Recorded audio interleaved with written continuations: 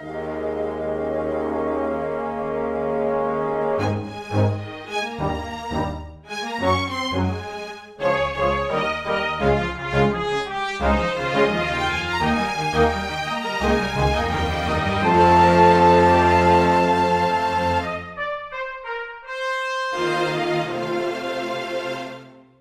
everyone. Welcome to Weekly Manga Recap. It is the 17th of June, 2026 already. Florida has decided it's summer for the next 5 months. So here I am, dying, and I hope that you all are doing better in whatever parts of the world you're in right now.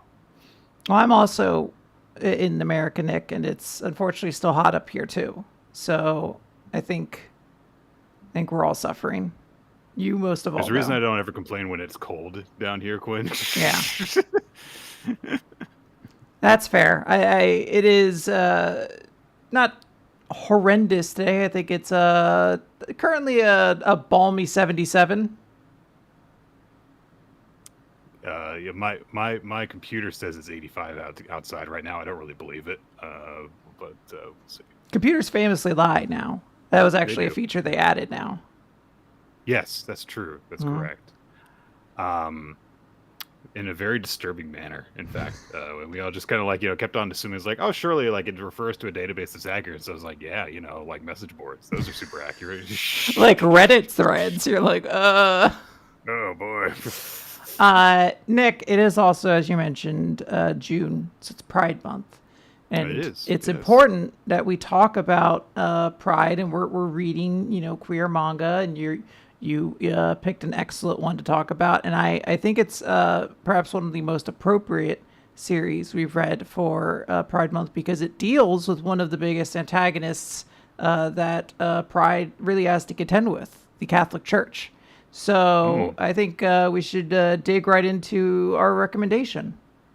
Yeah, at least this Catholic Church has like spies and guns, though. I mean, that's kind of like a redeeming quality of it. I think the current Catholic Church sort of has those. It probably does. It definitely has spies. I don't think it has the guns as much, but people, I'm sure, do use guns for them. So I guess in a way they kind of do as well. Yeah. We are going to be talking about I Want to Quit Being a Hitman.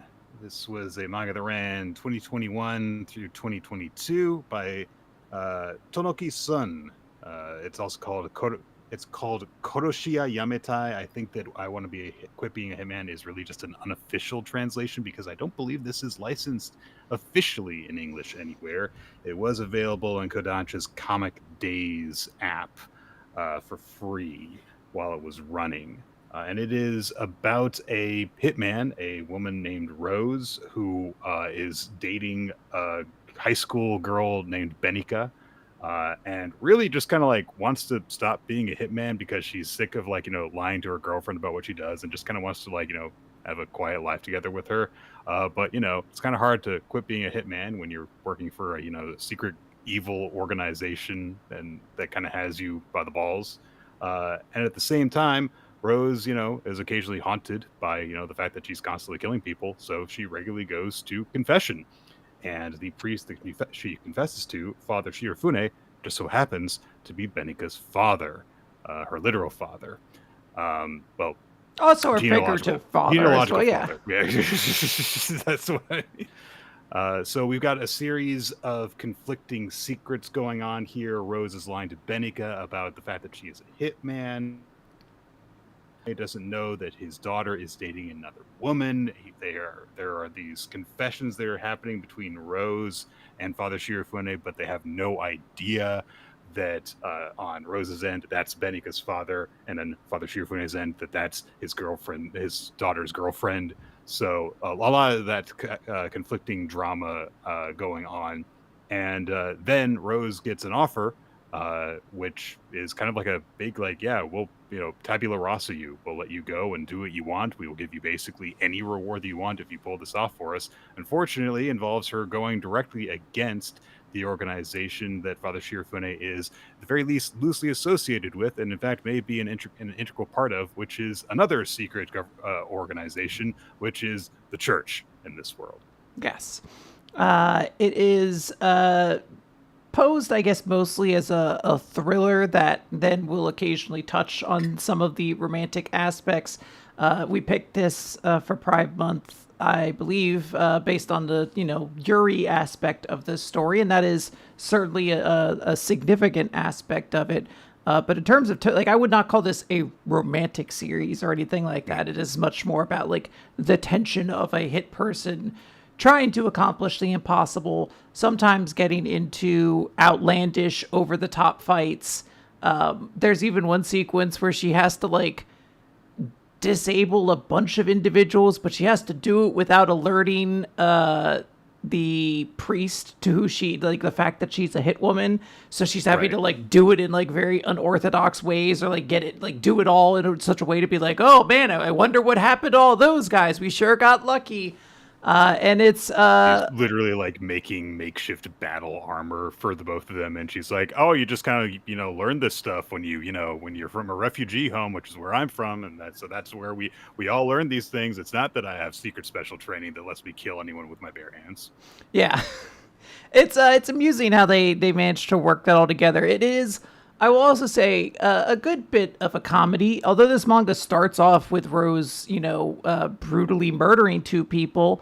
It is also kind of a silly series a lot of the time. Our characters are, most of them are little goofballs in their own way, more the side cast than Rose herself. She is like a very serious and capable assassin. But other characters who pop in can sometimes just be goopers in their own little weird ways. And it's interesting kind of watching them bounce around each other. But the core of the series really does seem to be like sort of almost like a political thriller to a certain extent. And while I don't necessarily appreciate everything it does in the pursuit of that, I think it sometimes undermines some of its own tension. I do appreciate a lot of the topics it touches upon, because you mentioned it briefly. Refugees and foreigners are a massive part of this story. They are almost more important than Rose herself is to the plot of this story. Yeah, and it also helps to give Rose an immediate like sympathetic angle in terms of, hey, this is an assassin, a murderer that we are following as the protagonist, but she's never really positioned as like a huge problematic protagonist, which is kind of what I was expecting to get. Like, oh, here is this person who is this cold-blooded killer who is now trying to have a normal life that maybe they don't deserve to have after what they have done. But when introduced in the context of, well, she, had nothing. She came into this country as a refugee and did not have the opportunities to make a living in other ways except for taking those jobs that are incredibly dangerous. So she was kind of forced to take this angle in order to make her living.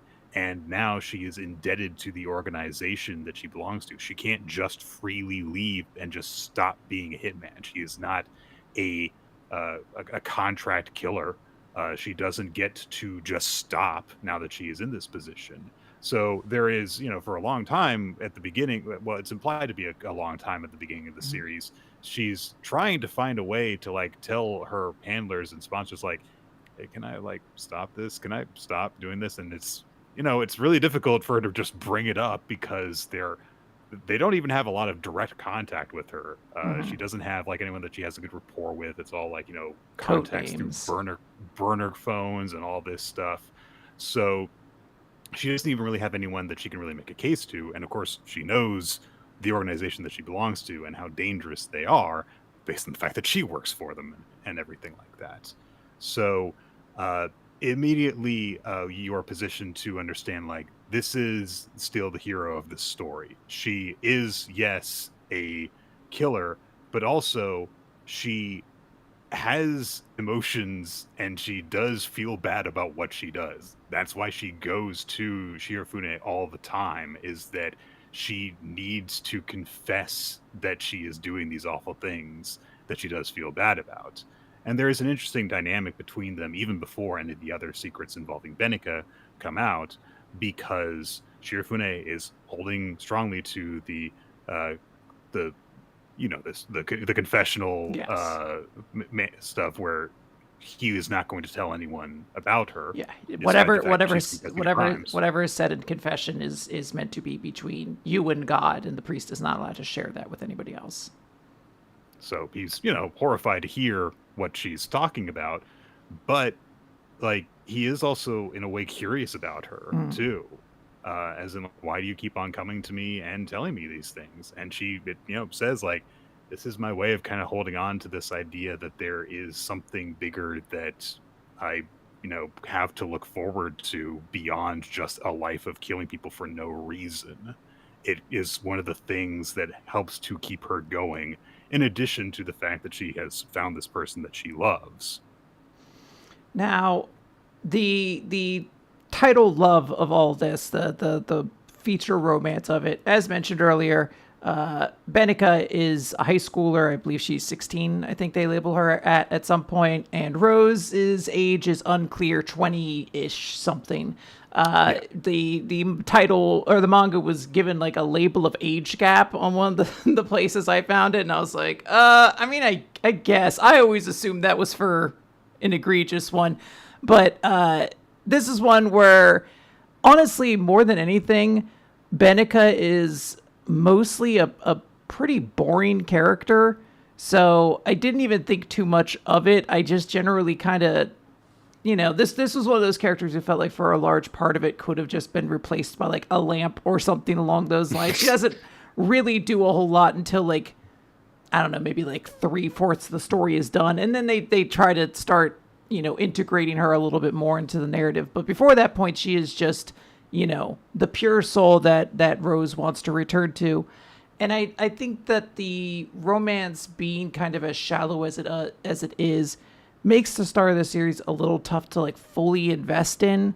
Sure. It is a plot that I feel like I have seen many times where, an assassin wants to, or a killer wants to stop being in this dirty business. And the reason they mostly want to get out of it is because they found a tender, innocent love in someone else. And if you're not really like reinventing the wheel or have like a great execution in mind, it could fall a little bit flat. But that said, the series does get a lot more interesting when it introduces 2 new characters about halfway through the story. Gina and Hinai, I believe, are their names. Hybe, I believe. Hibai? Hang on, let me. I believe I've got her. Hibai. Yeah.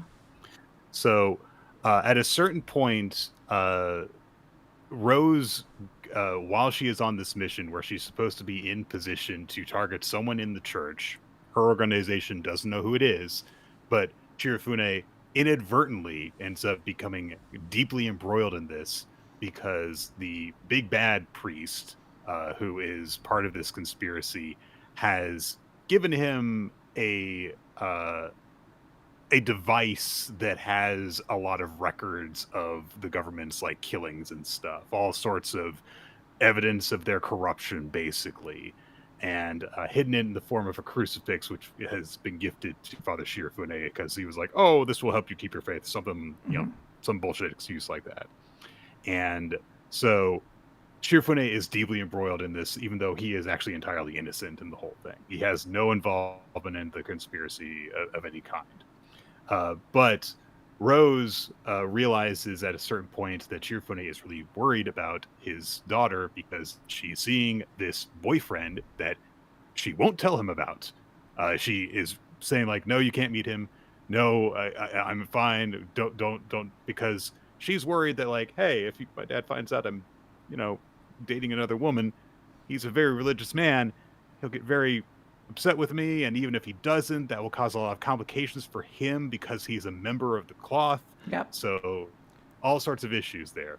So which I should interrupt very slightly just to say I have referred to this church as Catholicism. It is not Catholicism, but it is. It is never explicitly labeled, but that the only thing that might throw you off is you're like, wait, this priest has a child? That's the only defining difference I can kind of see, is that it's like, yeah, I guess this priesthood didn't have an issue with that or anything along those lines. Right. But the confessional, the prayers, the outfit, like everything else is very Catholic coded. Yeah, absolutely. Yeah. That's how you emphasize the adjective form of that. Absolutely. Yeah, so he tails them a few times, and Rose doesn't actually notice him at first because although she's got her super assassin instincts and stuff, Shirofune is not there to kill them. He's just there to snoop on them as the worried father of the girl that Rose is dating. But eventually she notices him, and she realizes, like, oh, this isn't like some spy. This isn't some killer. It's just my girlfriend's It's just some dad. dude.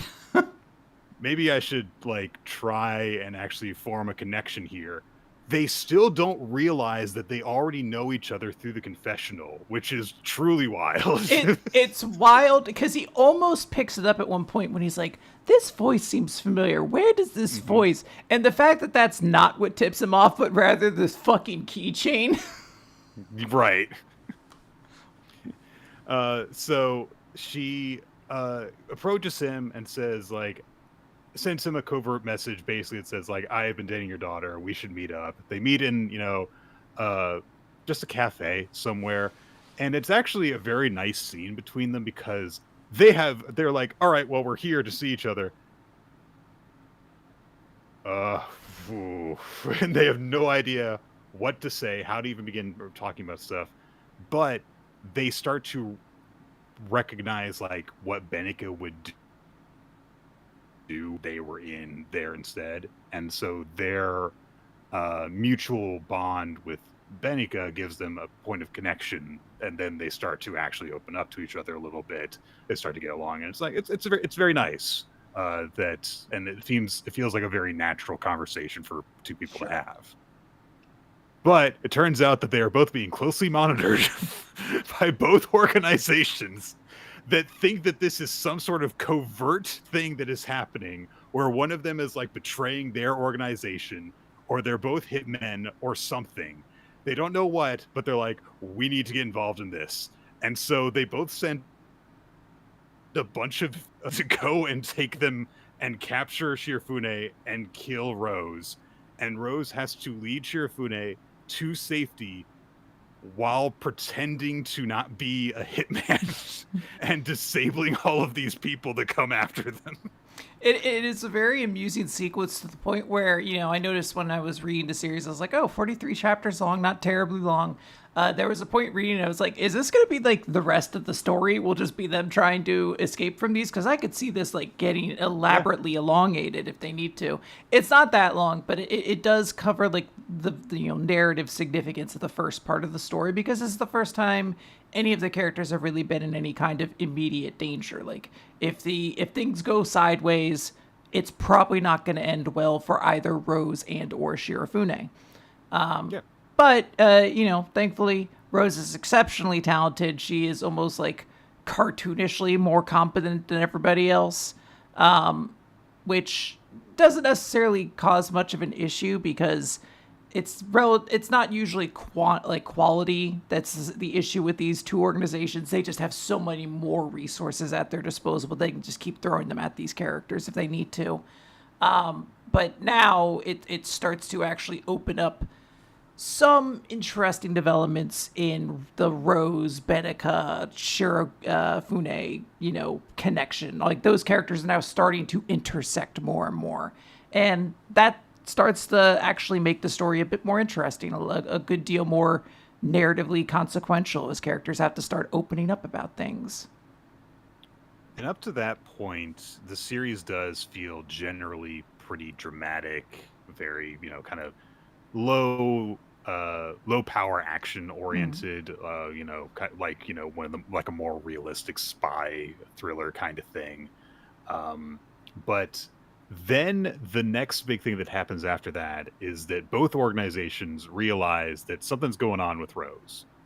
Funnily enough, the organization that, she is part of doesn't recognize her because she's a master of disguise. And they haven't tracked her to this identity that she has where she's dating Benica. I love the moment when they're like complimenting her master of disguise skills because she picked a wig that has like a bob that covers like just up to her jawline. And they're like, she's perfect. No one will ever be able to figure out who she is. Meanwhile, this is like modern times. We can see drones flying around. So I'm like, there's no cameras at a lower angle that could capture her facial features. You guys are just completely defeated by this bob. I don't really get it either. Especially because they track her so perfectly earlier in the manga before they give her the job. It was like, we consider this a test of your skills. And they got, all these different agents following after her, drones that recognize her heat signature and shit like that. And apparently they can't use that same stuff in this instance to realize who she is. Oh, well. Yeah. So they...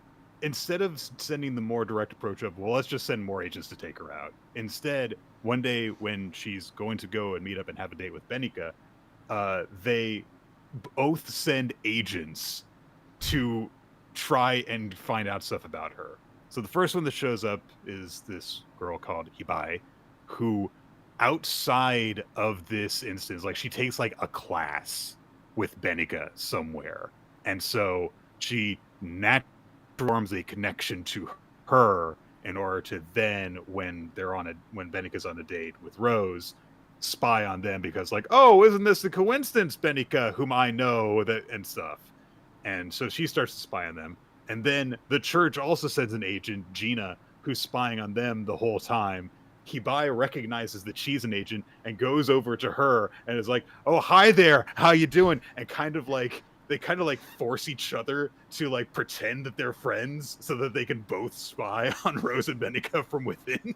This series is like, it's all about love. Love is going to be the thing that takes these characters into a different realm. Benika and Rose, they're meant for each other. Gina and Hibai, that's the real romance of this series. I would read an entire enemies to lovers story about them because they are so much more, they have such a better chemistry than our two leads actually do.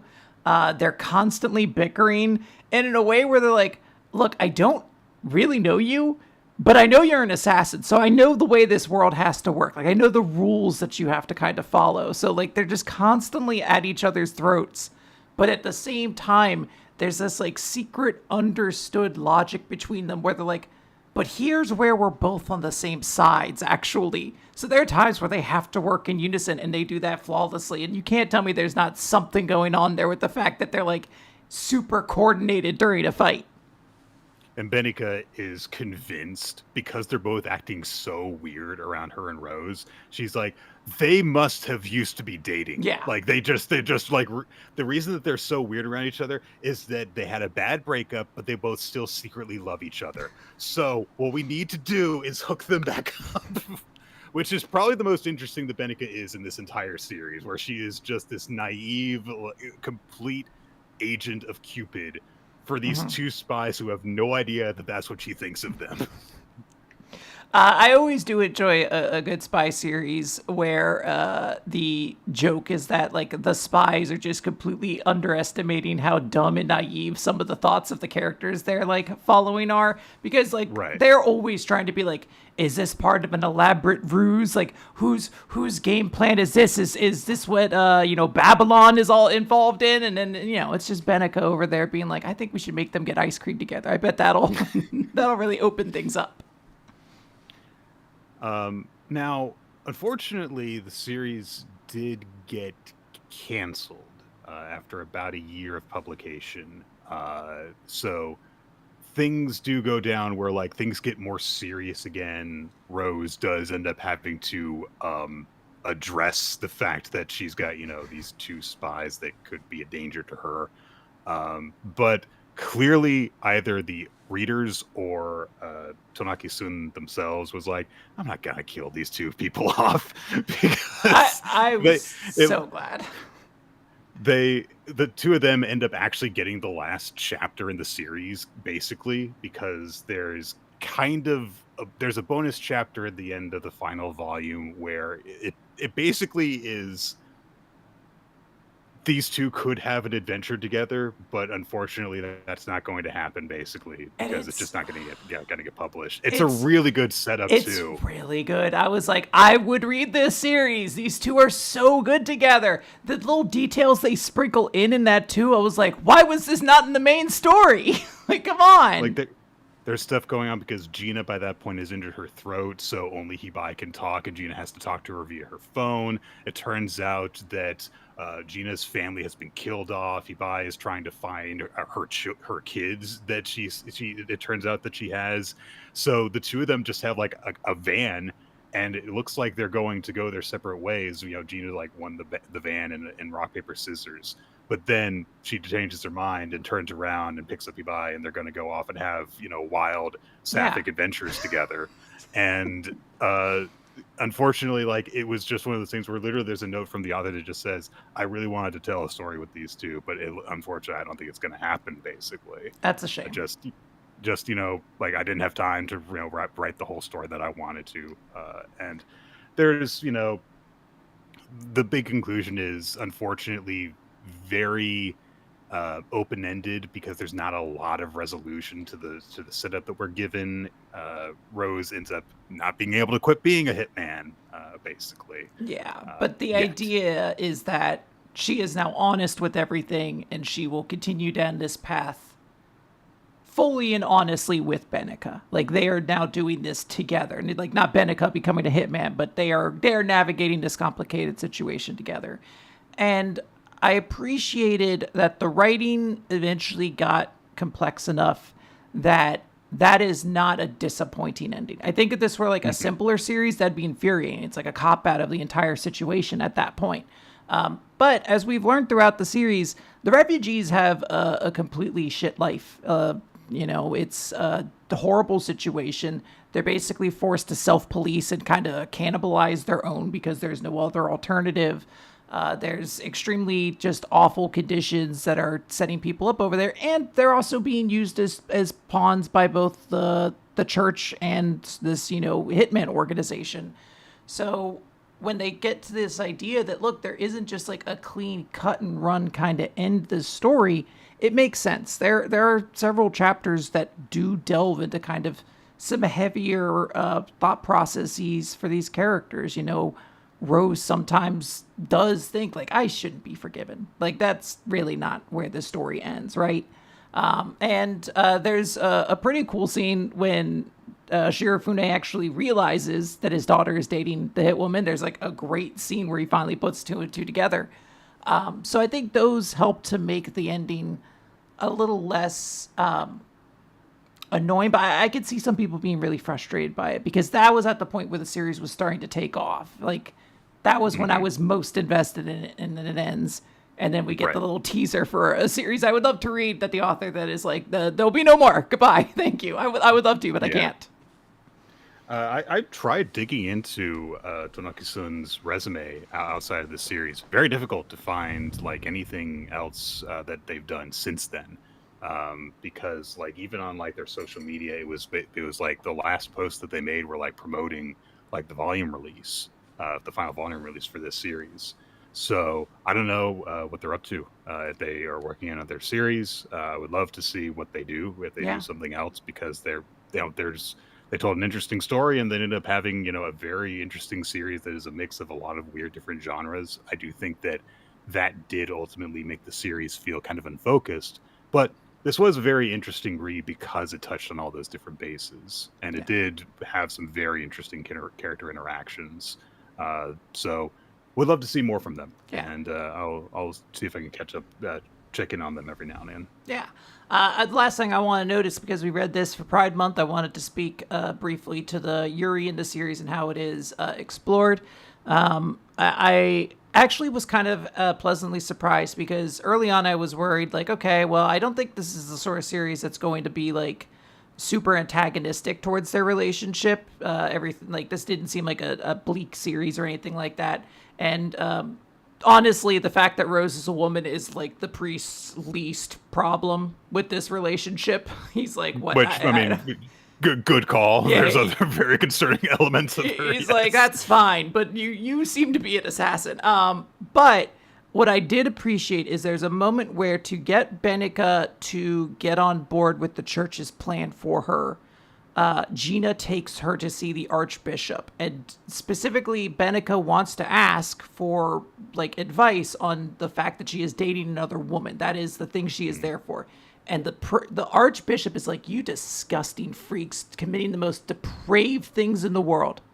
But in the actual moment, he's like, God loves all of his children. He would love us all as we. He needs Benica on his side. So he absolutely appeased her in that moment. And I appreciated that level of like, I don't know, there was an earnestness in that hypocrisy. But at the same time, I also didn't have to read like characters get like prejudiced and killed at the end of the story or anything like that, which is always a positive for me when it comes to queer stories. I get that. It's you didn't have to deal with, although it's understandable to have to like deal with a story about prejudice. It wasn't making you relive the experience of prejudice constantly, even with it if it was coming from the bad guys. But it also doesn't ignore it either. I've also come to kind of despise the alternative, and I realize this is a me thing. I'm not speaking on a whole for anybody who enjoys queer media. I know a lot of people who enjoy queer media that doesn't acknowledge the other side of things. But for me, I like that it's acknowledged in the world, but is not the central focus of the story. Yeah, because a lot of times people kind of just go with, well, in this world that prejudice just isn't a factor. There are other forms of prejudice or whatever. But, Yep, but that's all I had. I enjoyed it a lot, but I know that's going to change, based on the person. A lot of the things that it spoke to me. But I think if you do manage to get through the first part, you'll probably like it more once Gina and Habai start showing up. Probably. All right. Well, we should move on to our regular manga because we have a fair amount of it to get through today. Let's start with the least gay series in the recap, Ichi the Witch. Yep, absolutely. 86 straight a series to read. The line. Oh, very. Last time it looked like everything was going bad until a woman showed up to kiss Descarus, and that woman was the magic that belonged to Tricaputo, the villainous witch, whom Chun recognizes from her dress, the fact that she's got a scar and cigar and a black magic. She's kind of notable. She's got a lot of distinct features, I feel like. A lot. And Tricaputo just said, because, Chun starts saying, wait, you're, and she says, merely a grande dame passing by. Pretty badass entrance line, certainly. And then Chun doesn't get it because he's like, no, you're Tricaputo, the villainous witch. I said I'm a grande dame passing by. What are you doing? Shut up. She recognizes, oh gosh. Fujimine. Fujimine. I'm sorry. I just Nick, you got lost in that smile again. It keeps happening. Honestly, like the least happy smile that Fujimine has had thus far as she's looking at Tricaputo, which I like that. It's like, you can tell this one's like, no, this is a false smile. Yeah, she's like, oh, God damn it. So she says like, well, I looked for you everywhere. I'm not surprised to find you hiding here, though, but it's a joy to see you once again. Chun realizes like there's something like going on between these two, huh? And Tricaputo says, hey, shut up, you crusty old witch. Which seems to be further evidence that Fujimine is probably a lot older than she appears to be. Yeah, I mentioned last week, or maybe it was 2 weeks ago, when they were like, generations of magic keepers haven't been able to bring her down. Like, is this a thing? And this chapter does seem to confirm, yes, she is actually probably quite old. Yeah. So Fujimine, however, holds out her hand and says, hey, come with me, Tricaputo. We'll spend endless days of amusement and delight together. And instead, Descarus comes in and grabs her hand while she's got her sword ready in the other hand. Bam! Fujimine manages to escape with just a scritch on her cheek. Mm-hmm. But before anything else happens, Tricaputo warns her, is like, hey, we've got to deal with her afterwards. Don't charge her straight away like that. And while Descarus is distracted, arguing with Tricaputo, Kamugi just comes up behind her with a big rock. Which is really funny but it makes sense when you think like, all right, Kabuki doesn't have any offensive magic, so the best thing she can do when she's told like, I gotta defend Fujimine is like, here's a rock. I got a rock. Every group needs a killer croc. Everyone needs to have someone whose plan is just like, I'm gonna take something really heavy and hit him on the head.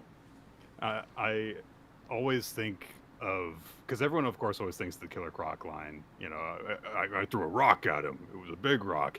But whenever someone has a big rock over their head, the first thing my mind actually goes to is that one episode of the Powerpuff Girls where all their villains teamed up. Oh, Fudgy Lumpkins keeps throwing a rock just at the end. The big rock that he just carried everywhere the entire episode. It needs to be said, look, I don't know how many Gen Zs and Gen Alphas are going on, but that entire episode was also a long, elaborate Beatles parody as well. And you won't understand how much of our entertainment back then was just Beatles parodies. Which, most of it I did not understand the first time I saw it. And then, like, every time I learned a Beatles fact, I would be like, wait, they referenced that in the Powerpuff Girls episode. Yoko, oh no. Help. Yep. The fact that they all were all white because of the White Album. God. Anyway, fortunately, Descartes' owl just snags Komugi and pulls her away. And Trigaputo gets her own magic, Purify with a Kiss, Maiden, who just goes up to Komugi and just big old kiss. And this one is a lot more thorough than the one with Descartes, and is explained why, which is I did the emergency injection on Descartes so that it would detox you really, really quickly, but most people can't handle that. So I'm going to take my time on everyone else. Why is Komugi getting tongue? I didn't get tongue when I got mine. Here I was thinking that if there were any witch that might actually end up with Ichi, it might be Komugi. Apparently nope, we're gonna take care of this. No one's getting in the way of Ichi Goku. We had a cool full-page spread of Trigaputo and Descartes posing together, and Descartes dashes forward. She continues to use her magics to snatch up and disable the others that have been captured by Fujimina's ability. So she gets Monegold and her attendant. She uses her rope dragon thing to snatch Gokuraku. And then she just kind of takes a breath after that, then holds her sword up in order to summon really cool shit to block Zairo and Minakata. I believe this is part of her firing magic, it looks like. Yeah, I believe that's Arankander or whatever the shooting magic is. Iskandar? Iskandar, I think, yeah. So Fujimina realizes that things are rapidly getting bad, and she thinks, man, if I lost Desi, this is going to make things a lot trickier. What do I do?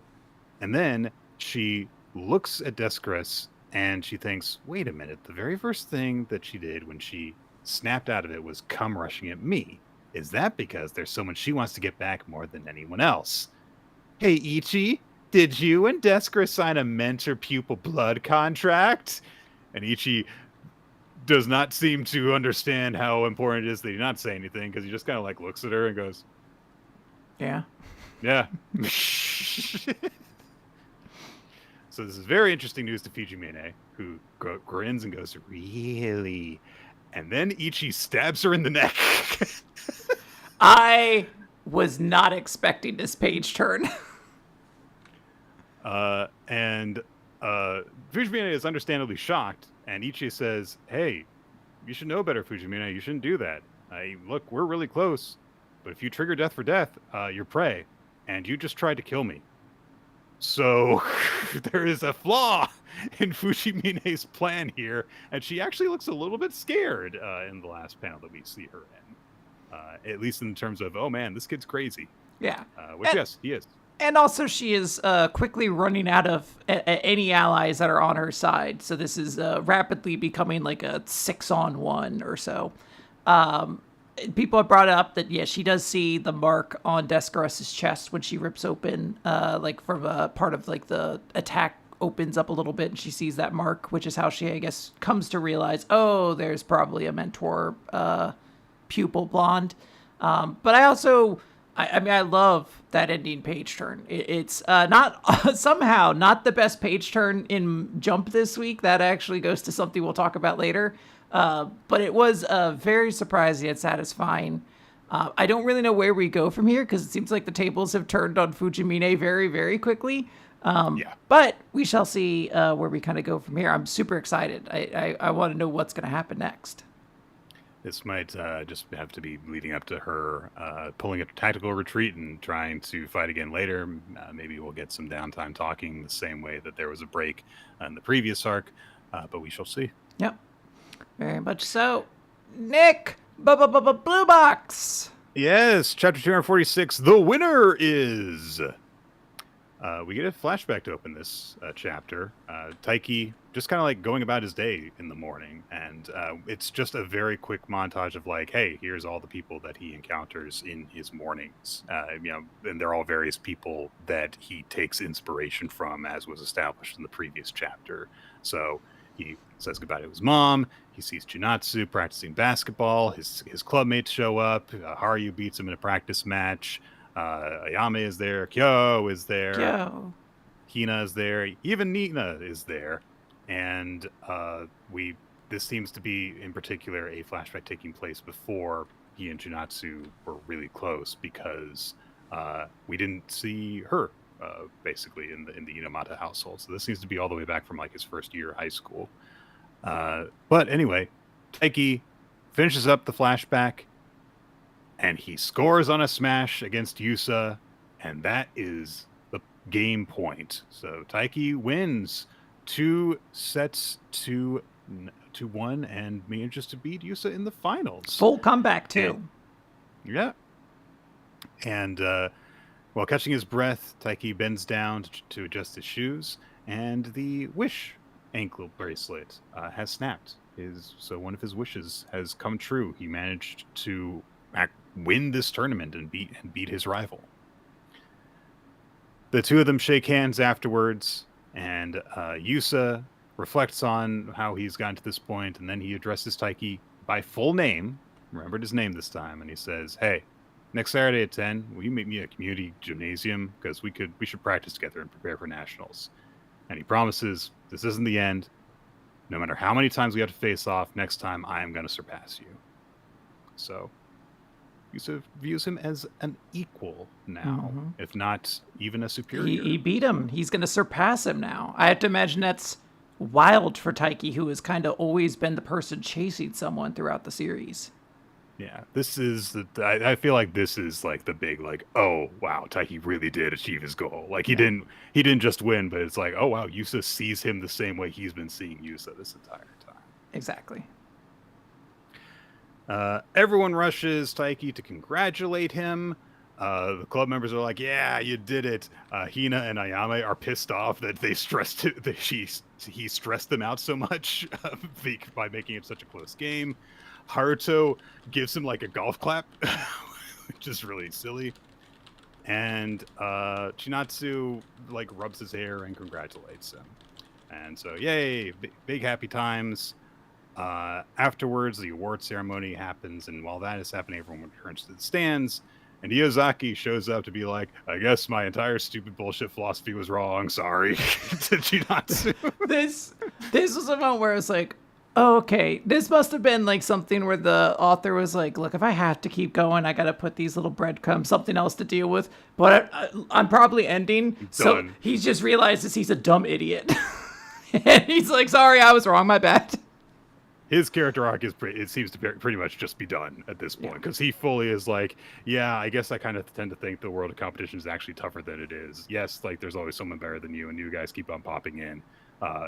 But I've always felt that I want to keep hanging on, and I convinced myself that was reality while he had his head in the clouds. But to me, the hope he saw was obscured by clouds. And Junatsu looks at him for a second and says, I do get how you feel, but at times like that, you should rely more on the people around you. People who will give you advice on how to win, who will practice with you, who will give you hope that you can win. You draw strength from others that you can't find on your own. And she says, the truth is, I also like hitting the snooze button. And Yozaki's like, what? I don't have the context for that moment from dozens of chapters ago that you had with your boyfriend and not me. He's like, I wasn't present for this? Is this a callback? What's going on? So more congratulations for Taiki as everyone is leaving the gymnasium. Haruto has kind of a moment of reflection as he's kind of like, looking between all the other people that are kind of like parting ways. And then Chinatsu buzzes Taiki because, hey, yes, it's nice that we're celebrating with everyone, but we want to have our own little thing. And we cut ahead to like a week later or several days later at least. And it's Chinatsu's birthday. And Taiki and Chinatsu are on the beach together. Yeah. Yeah, I'm trying to figure out the time scale of this series. You're saying it's about a week later? It says on the news last weekend Nationals was held. So okay, it's even longer than a week then, because that wasn't Nationals, that was pre-Nationals. Oh, you're right. You're totally right. That's why I was sitting there and I was like, this kind of just covers that Nationals happened, that it's already passed, and now we're kind of, it looks like towards summer. Later. Yeah. That's why. I completely misinterpreted that. I got the vibe that I was like, I think this is supposed to be like a big jump forward, because I think the series is wrapping itself up at this point. I don't know how quickly. I haven't paid that much attention to the news of manga, but it does feel like it is rapidly approaching a conclusion. If we're in the summer, then that would mean that Chinatsu's probably not too far away. She'd be only a few months away from like studying abroad then, assuming she would complete an entire first school year at university first. Yes. But yeah. Yeah, I guess we shall see. I'm not going to think too much on it. I'm just going to enjoy every chapter we get a blue box. Until then, I enjoyed this chapter. I'm glad Taiki got his big win. I love us paying off the wrist or ankle band, wish band that has been kind of used since the start of the series. I like the characters kind of all having their conclusions, and I like us just completely shutting down the cuckoldry storyline that was like slowly brewing in the background with that one dude. Just shut it down. He learned his lesson. He's a dope anyway. Look at these kids having fun on vacation. I never thought it was a cuckoldry storyline. I just thought that maybe the manga would try to make people think that it was.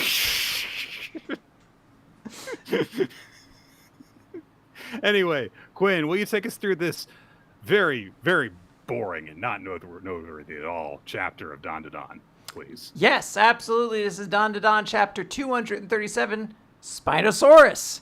And it opens with the Spinosaurus.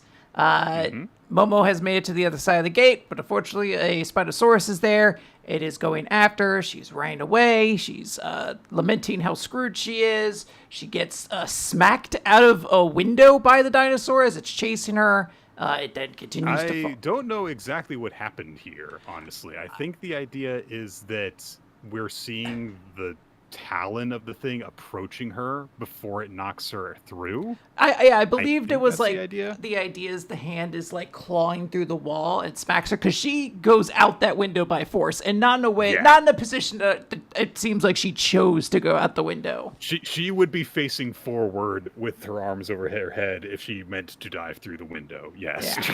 Yeah. So she gets knocked and starts falling down some stairs, but the dinosaur is still following her. She goes, tries to open a door, but it's locked. Dinosaur rips through the wall behind her, and one of the pieces of debris catches her. Big rock. Big week for big rocks in Shonen Jump neck. True, yeah. Hits Momo in the head and kind of takes her down. And at this point, she is completely at the mercy of the Spinosaurus. It looks like it's all over. She's reaching her hand up when someone grabs her hand, and then we get a big 2-page spread of Okarun saving her while also using the Ogre Club to basically break the Spinosaurus's neck. It seems like it's cutting through it, but it is a solid object, so I guess it doesn't. But hey, Okarun saved her. And Ira is also there. She ties up the dinosaur with her hair. And she notes, like, holy crap, you actually survived. If Okarun hadn't made that judgment call, you would be dead right now. And of course he wouldn't leave her behind. Come on, Of course he would. Okarun says he's very thankful that they made it in time. He says, even if I'm hopeless on my own, when I'm with you, Miss my ISA, I'm able to put up a fight. Yeah, and she's so relieved to see him there. So hey, things were really rough between them for a while. Everyone was really, really mad about it, but hey, when the going gets tough, the two of them are there for each other. And that's Yeah. what's important. I I, love I love this chase sequence. It's so intense. I love that we get a little bit of goofiness, even with how intense it is, especially like with Momo's opening dash, where she's just in full sprinter mode yeah. to get away from the thing. I love the moment of, come on, be open, and the door's just locked. She can't get through it. It's just a split little thing. Like, damn it, her exit's cut off by this thing. I love that, she goes through the glass and you can see how messed up her legs are afterwards. She's got a bunch of scuffs and little scratches on there that weren't there before. I love that it chases her down the escalator and just fully collapses the thing on its way down. So, and then the big moment where it looks like it's going to just fully swallow her whole before Okarun comes in, grabs her hand, and saves the day. Really cool.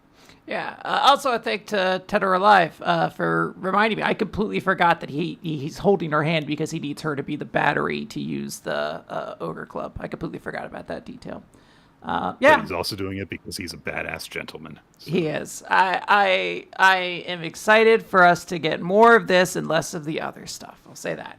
All right, let's move on, Nick. It's animal time. Woof, woof, yes, meow, meow, all those sounds. Could just come in with new animal noises every week. Every week we cover animal signal. A new animal will be used. Chapter 2, red pandas carry a warm blanket on them. Yes, we get a reiteration of the premise about how there are people who have animas, special animal abilities, very similar to quirks. Honestly, I can't help but draw that comparison because it feels like the narrative setup is like the exact same between the series. So Kokone and oh gosh, his name is Tsubasa, isn't it? Tsubasa, damn it. I was going to say Tatsumi, but that's the wrong Tsu sound. They are investigating stuff at Beast Valley High, which is a high school that is specifically affiliated.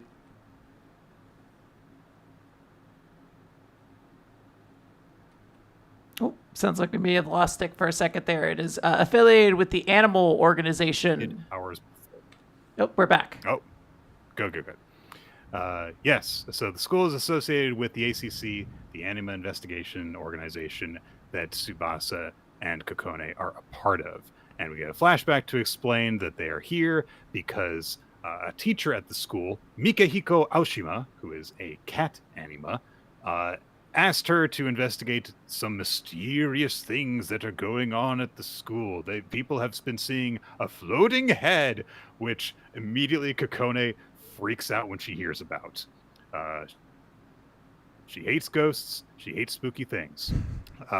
It's funny because you're like, what did you think you were going to be asked to investigate at a school at night?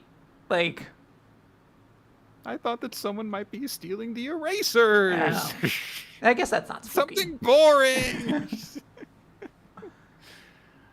So Kokone is really freaking out about this stuff.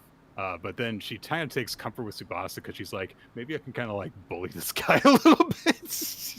But really, it's like she's trying to just put on like a tough act. So she tries to tease him by saying like, oh, are you scared? But no, Tsubasa is just kind of interested about the school because, he's interested by all things related to animals and to anima.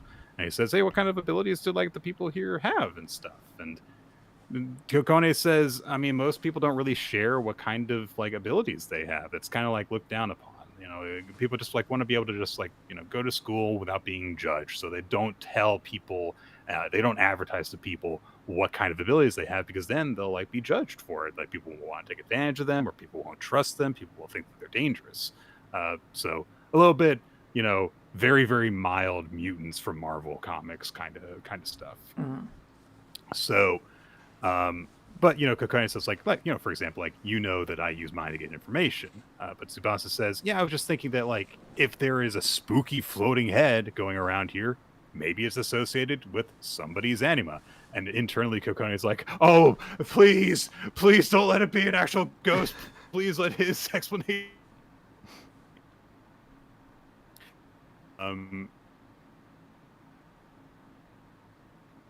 Oh, sounds like I'm scared to be here.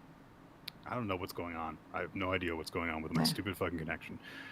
Kakone is like, I know what I'll do. Tsubasa's always thinking about animals. Maybe I could just listen to his inner voice. And then she's like, no, I can't do that. I can't just rely on him to do that.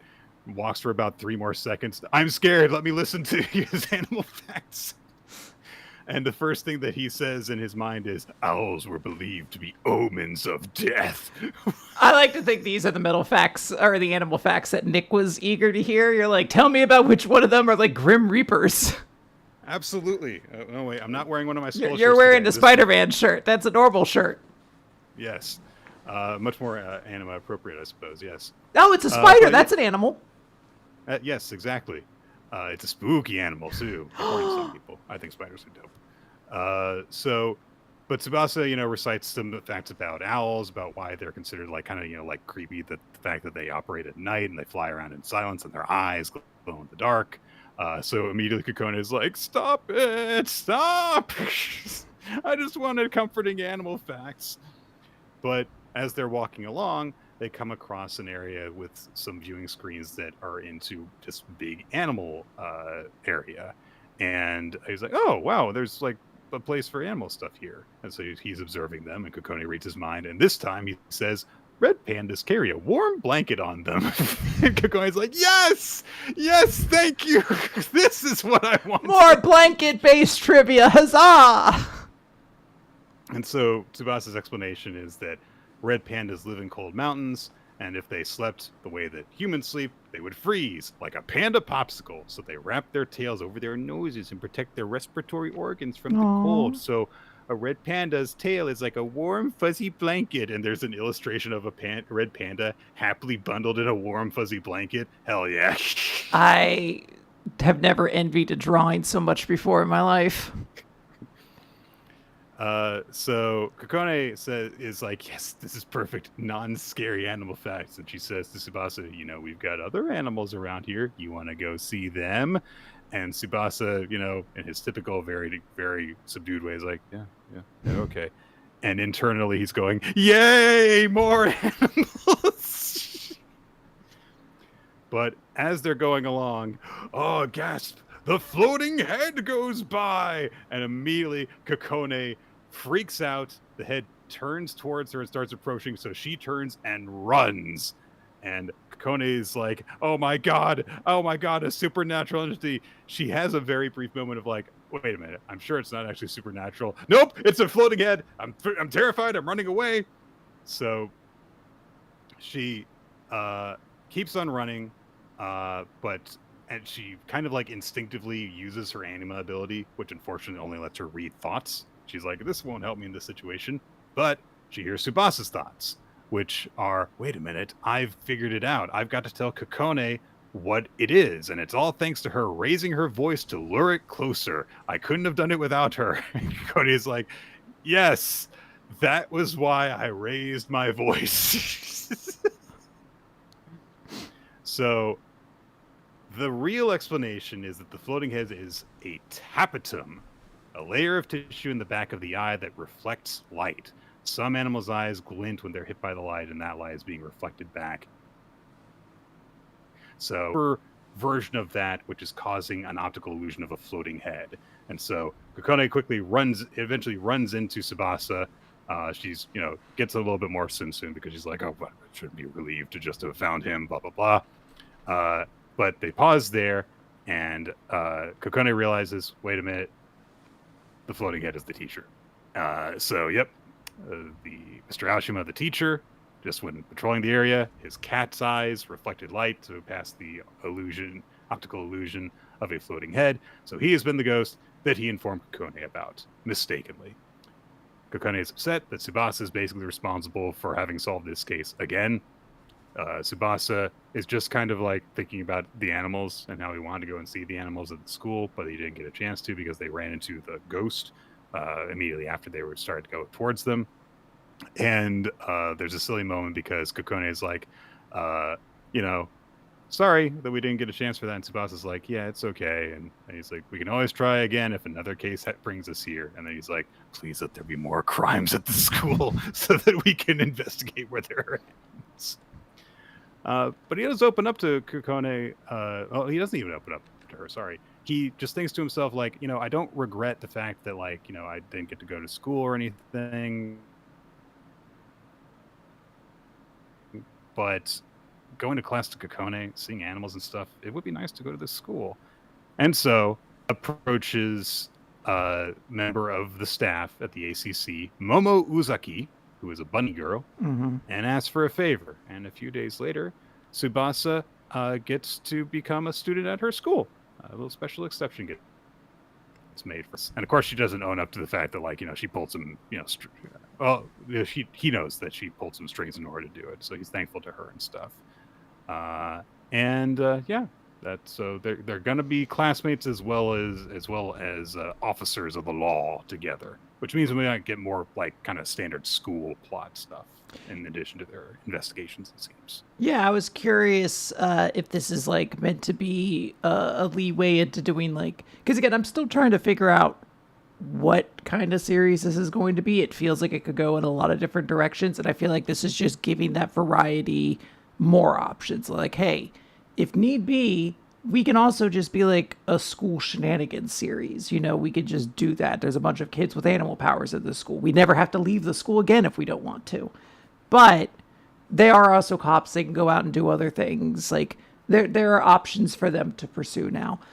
This chapter is not as good as the first one, but it is still, I think, pretty good. I enjoyed a lot of the jokes. The page turn where Kakone's face gets, like, very seriously drawn is really good. It got a big laugh out of me when I flipped that turn. That's not the page turn I was talking about, though. That still comes up later.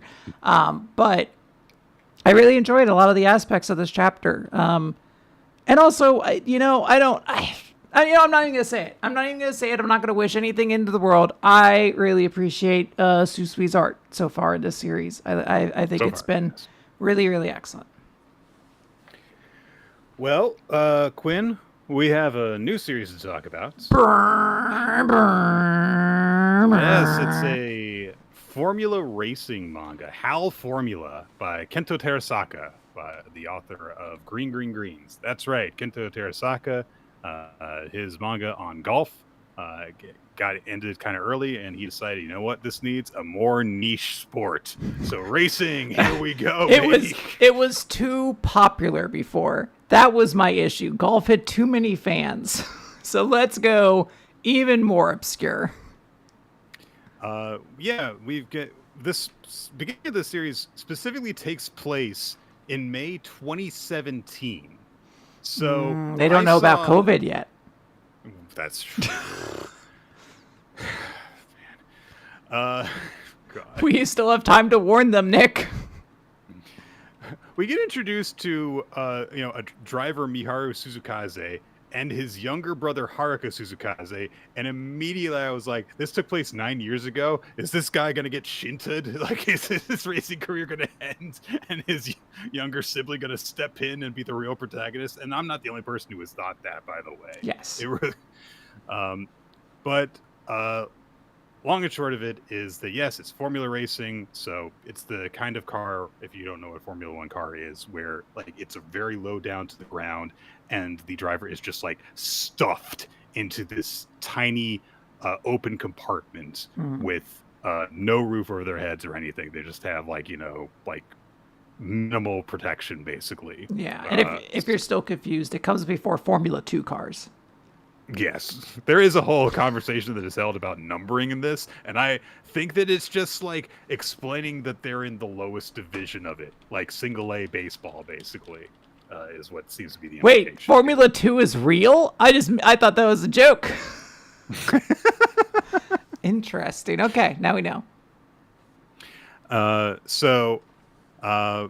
Suzukaze basically has to wait. He gets to the last turn and he brakes and he ends up losing his position. And not only that, but he spins out of control and does not finish. And of course, if you don't finish because of a wreck, you don't get any points in the race at all because of that. So we get a more proper introduction to him. We're introduced to the director of the racing team that he works for. And she says, like, hey, don't be so down on yourself. Look, we know that you're a new driver. We're investing in your future. But look, you screwed up by breaking when you did. You got to get your act together, okay?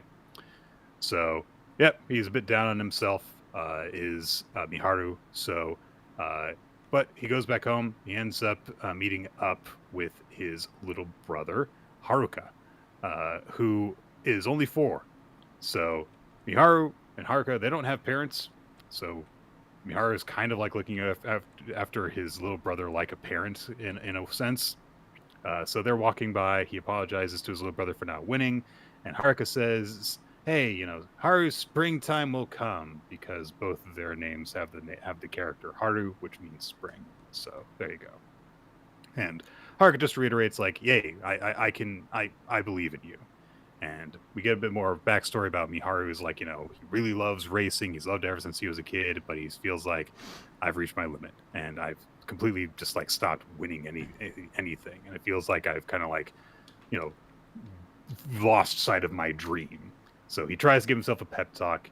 He jumps over a small stream, like a drain stream, and just makes a little hop and reiterates like, hey, springtime's going to come for us. And then Haruka, it's like, wow, you're so awesome, you jumped that gap. And Miharu's like, hey, you can jump it too. And Haruka just goes over and he comes down the ramp that crosses the stream, and he's like, hey, I made it. And so he didn't actually make the jump. Later on, Haruka is playing with other kids at like daycare or something, gets into an argument with one of the other kids who just needs to be shoved into a locker. Yeah. But they get into an argument because it's like, oh, your brother sucks. Who cares that he drives? He sucks at driving and everything. He never wins. But Haruka comes home. He says, like, you're definitely going to win this time. He's made him like a gold medal out of gold paper origami. He's like, you're definitely going to win this time. And then later on, he's watching the race with the stupid asshole kid. And Miharu, again, just like does not do well. He basically finishes in last place, essentially. And the kid mocks Miharu for sucking. So Haruka tackles him and they start fighting. Miharu has to apologize to the kid's parents later, and she's like, I don't want my son playing with a violent kid like that. And it's like, hey, it's all right. Haruka, you were doing what was right there. Fuck that kid. So, but, Miharu's just very aware of the fact that, like, hey, a lot of people, like, don't, like, look at us properly because, we don't have parents. They think of us like we weren't raised properly and everything. And on top of that, I'm risking all this stuff to be in a career that I'm not excelling in. Like, I'm putting all this investment in and taking time away from my brother who really needs me in order to do something that I'm just not succeeding at. So there's a lot of pressure on him. Mm-hmm. And in fact, even though Haruka, again, is like, I still believe in you, Miharu, again, gets 0 points in the next race after that. There's all these moments that he has where he's like, man, this is the bottom right here. And he just loses again. And it just keeps on going. Until finally the director of the racing team is just like, hey, management's notified me you're terminated after your next race. Like, we can't keep on with this. It not only is it that you're losing, you're getting worse. You're getting progressively worse as time goes on. And she says it's a pity. Like, I wanted to see you shine. So Miharu is really, down on himself, but on top of that, he realizes that he actually felt a sense of relief for a moment, because he realized, like, I am getting terrified in these races. That's why I'm hesitating and why I'm losing, is that I get scared. And now I realize, like, I can just stop doing it. And I felt relieved about that. So later on, he's walking with Haruka. He tells him, like, hey, I'm thinking about quitting racing. Haruka is, of course, disappointed. And Miharu has an opportunity to, like, sugarcoat the truth, but he just says, like, honestly, I've just been scared for a while. Like, I don't think I can do this. And they just, walk home, and things kind of suck. And Haruka's really disappointed in his brother because, hey, like, I believed in this dream that you had too, and you're not believing in it anymore, and it sucks. So later on, eventually, like, days go by of this, and Haruka asks him, like, hey, are you still, like, going to do that next race? And Miharu says, yeah, I'm still a driver until after this one. And Haruka asks him, are you scared of racing? And Miharu admits that he is. So Haruka goes to that same little drainage stream that he didn't want to jump the gap before. And he's like, hey, watch. and he starts running towards the ledge. Miharu calls out to him and says, "Stop that! It's not safe." And Haruka says, "You stay there. You're an amazing brother. You're a racer. You work hard every day, but I didn't know that you were scared. You've been trying so hard even though you're afraid. So if I can get over my fear, then you'll be able to do it more easily." And so he braces himself, and Miharu thinks about stopping him, but instead at the end he encourages him, like, "Yeah, go do it. Go jump," like at the last second. And Haruka jumps the gap, and he manages to make it. And he says, "See, it's not that scary." And Miharu jumps over to his brother, and he gives him a big hug, and he says, "I'm sorry. I'm so sorry." And Haruka says, "I hope your last race isn't going to be so scary."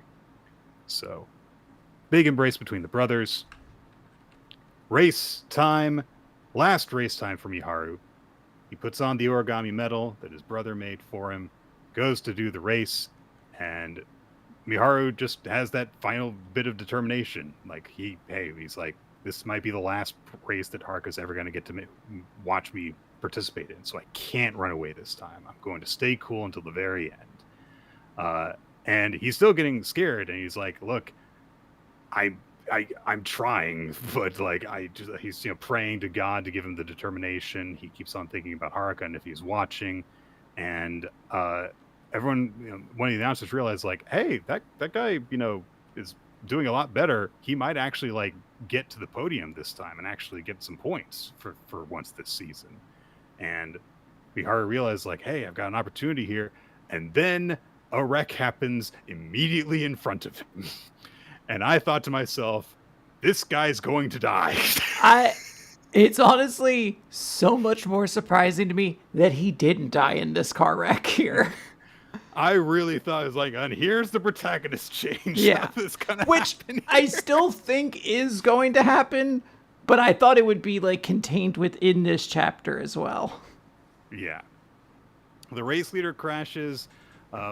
There is debris flying directly towards Miharu. It looks like it gets within like a couple of feet of his head, and he has just enough of a moment to think, "I'm gonna die."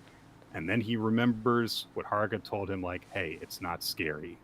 And he manages to basically, I think, just kind of like jerk his head to the side, I think, because that bit of debris hit something on his car and goes flying back. It hits his helmet, because there's a crack in his helmet. Yeah, visor. Yeah. So Miharu realizes, like, the track in front of me is open. So he just goes, "Huh, I'm alive. Well, if I don't accelerate now, when am I ever going to?" And so he steps on the gas, pours on the speed, and all the drivers other than that are, forced to stop. But he blasts through them in a big old, like, devil bat ghost looking acceleration. I legit was like, everyone. Oh, they established that reporter and the photographer early on in the series because they're going to take a photo of this incredibly cinematic moment of this car emerging from the smoke. But we do get at least cool art of it. Yes. So he blasts by everyone, and the announcer is observing things. Like, he kind of gets a little bit like, "Oh my God, he just blasted by everyone!" And then he's like, "Oh, sorry, I got kind of like excited there." But it's crazy. Like, he actually accelerated when like anybody would have braked in that situation, because there's a huge wall of debris coming towards them. And he does think to himself, however, I mean, you can't really call that great driving, because he was like courting death in order to do that, though. But as a result of that, like, nobody's able to catch up to Miharu, and so he's the first to cross the finish line. He wins. He gets his first points of the season with a first place finish. And the announcer takes a great interest in this guy because of that. A bunch of people congratulate Miharu, who is just kind of in shock. He gets out of his car and he's like, I won. I won. Haruka comes running towards him, big hug, and Haruka's like crying, so in joy, and he says, "I told you were awesome." And he says, "I want you to drive always and forever. I love it when you race." And you'll Haruka never says, die out there, big brother. Definitely not. And Haruka says, like, "Don't you want to win? Don't you want to drive in WF1?" And Miharu says, "I do." And he takes out the origami medal and he says, "And I'll keep racing to the top, so keep watching me, Haruka." And we get narration that says that Haruka Suzukaze turned his setbacks and joy into fuel. He took off from the starting line of his journey. I hope the next chapter just like opens with a flaming car wreck, and here's where his journey ended. I like this chapter. I think I'm blanking on the author's name, but they're extremely talented. Green Green's Kento Terasaka. Green Green's was excellent. We talked very highly of it. And you can see some of the same writing here. Not as tight, I think, but I think that might also have been a flaw sometimes in Green Green's and Beast Children too. There's a lot of details that have to get brought up in this chapter, and it's still kind of a little unclear in general, like what's going to be the series going forward, because he got fired in this chapter. Like, I guess, it's not addressed that they reversed that decision. You would presume that they did if he finished first, but you could also see the logic of like, thanks for the points. Anyways, like, goodbye. Yeah. We'll wait to see. The older brother just has such death flags on him. Like, he's just constantly like, oh, I'm going to die. Oh, man, I'm going to die. But I hope my brother's watching. My brother who loves racing. But I'm going to die in this race. It does feel like there was just a lot of introducing, getting used to just like, hey, this is what this is going to look like more than anything. I feel like we haven't, even though we got a lot of backstory for the two siblings, it doesn't feel like we got to know them as in terms of their personalities very well just yet. So we'll see how well that comes across in the next couple of chapters. Yeah, I'll say it certainly isn't as great as an introduction to the lead in like Green Green's was, where we very firmly got like an identity, a character, like philosophy, all that sort of stuff. Mm-hmm. All right. Hima-Ten, Nick. Or should we say Hima-94? We might as well. Hima-94, Honoka, and Tenichi. Hey, so Iemori read that letter from Honoka. Well, I guess we got to that. We got past that artificial deadline that they all had. Thank goodness. So he started the chapter having already read it. So we get to know the result in this chapter. Yes, definitely. Honoka, we start to see Iemori reading the chapter. He looks weirdly disappointed in the first panel we see of his face. He's like, handwriting kind of sucks. She missed a possessive apostrophe there. She doesn't use the Oxford comma? Ew, gross. A lot of run-on sentences here. She needs to make better use of punctuation. This is the third time she's used the word love. This is pathetic. Honoka is really worried as she meets up with some of her friends about stuff because she knows that this is the day that Iemori will have read her letter. But she's like, I don't know how things ended up going between her and him and Himari either. So here we go. How would she not be a nervous wreck every freaking day until this point? Like this, I know. Like in my mind, I'm already a very anxious person. If I was like, "Hey, I'm going to announce my true feelings, but I'm going to put in a little envelope and give it to you, and don't you open it until this day." The entire time, I've just given you a time bomb. Yeah, I was like, "Oh, I've just extended my own misery. I could have gotten it over at once, but now I've enjoyed this process for a whole month, I guess." It's like ripping out your heart and stuffing it in an envelope, and it's like, whenever they open this, my heart's going to stop, and I'm going to collapse. So Honoka knows that she's going to have to talk with Iemori at some point today. She goes to see Miss Himeno first, and so, needs to get some advice from her. Himeno says, well, you did give him the letter, and you need to figure out how your first crush that started back in middle school is going to go. And hey, your rival's freaking Yoshino, the high school celebrity icon. So yeah, I understand why you're like really, really, keyed up on this. But Honoka says, honestly, I knew all along, even if I get him to understand how I feel, it won't be enough. And Himeno's like, what, you mean, like, compared to Yoshino? And Honoka says, yes, since the only thing that I've got over Himari is that I've known him longer. You just admitted defeat right there. That is waving the white flag right there, if you think that. There is that moment, which I think Honoka has said out loud before, which is like, well, that's not a great attitude. And then there's something Himono says to her later where I was like, oh, you're really kind of placing like the heads up now, like, and even if she doesn't get Iamori, it still was a good run you had. It's like, Did you read the end of this manga ahead of time? Honoka admits, like, the fact that I've known Iamori longer doesn't really mean anything to him. And Himeno's like, you're probably right about that. And she also says, look, if Iamori has been Yoshino's house cleaner this whole time, she's probably spent more time with him and established a stronger bond. But do you really think that's all that love is? That the stronger girl always gets the boy? So, that's probably the wisest thing that she has said in this whole series of like, look, yes, you're kind of competing with Himari, but not in the terms that you're trying to place them in. So stop putting yourself below this girl while you're doing stuff. And she points out, like, look, you have been trying to, do this. Like, you've been coming to me for advice, so I know, in fact, you're doing something to try and win this kid. And you've earned yourself the right to be in the running, so don't be hard on yourself. I can tell you really like him. So be proud and head over to your meeting spot. Go get dumped, kiddo. Yeah, when she's like, you know what? You've earned the right to be in the running. I'm like, oh, that's a heartbreaking thing to say. Like, don't worry, you earned the right to participate for this boy's affection. Honoka thinks about Himari and Kana and how they've addressed their feelings with Iamori, and she keeps on going like, they both worked so much harder. They both went through so much more than me, but I still want Iamori to choose me. Quinn, I understand when characters feel like guilty over things, but it does frustrate me as an empathetic person to see characters feel guilty because they don't think that they feel guilty enough. Mm-hmm. It's like, no, stop that. You're just hurting yourself. This is doing nothing for you. Get out of here. So yeah, the two of them, Iamori and Honoka, meet outside of school. Iamori goes, I read your letter. Honoka goes, mm-hmm. And he says, I wasn't expecting it. Mm-hmm.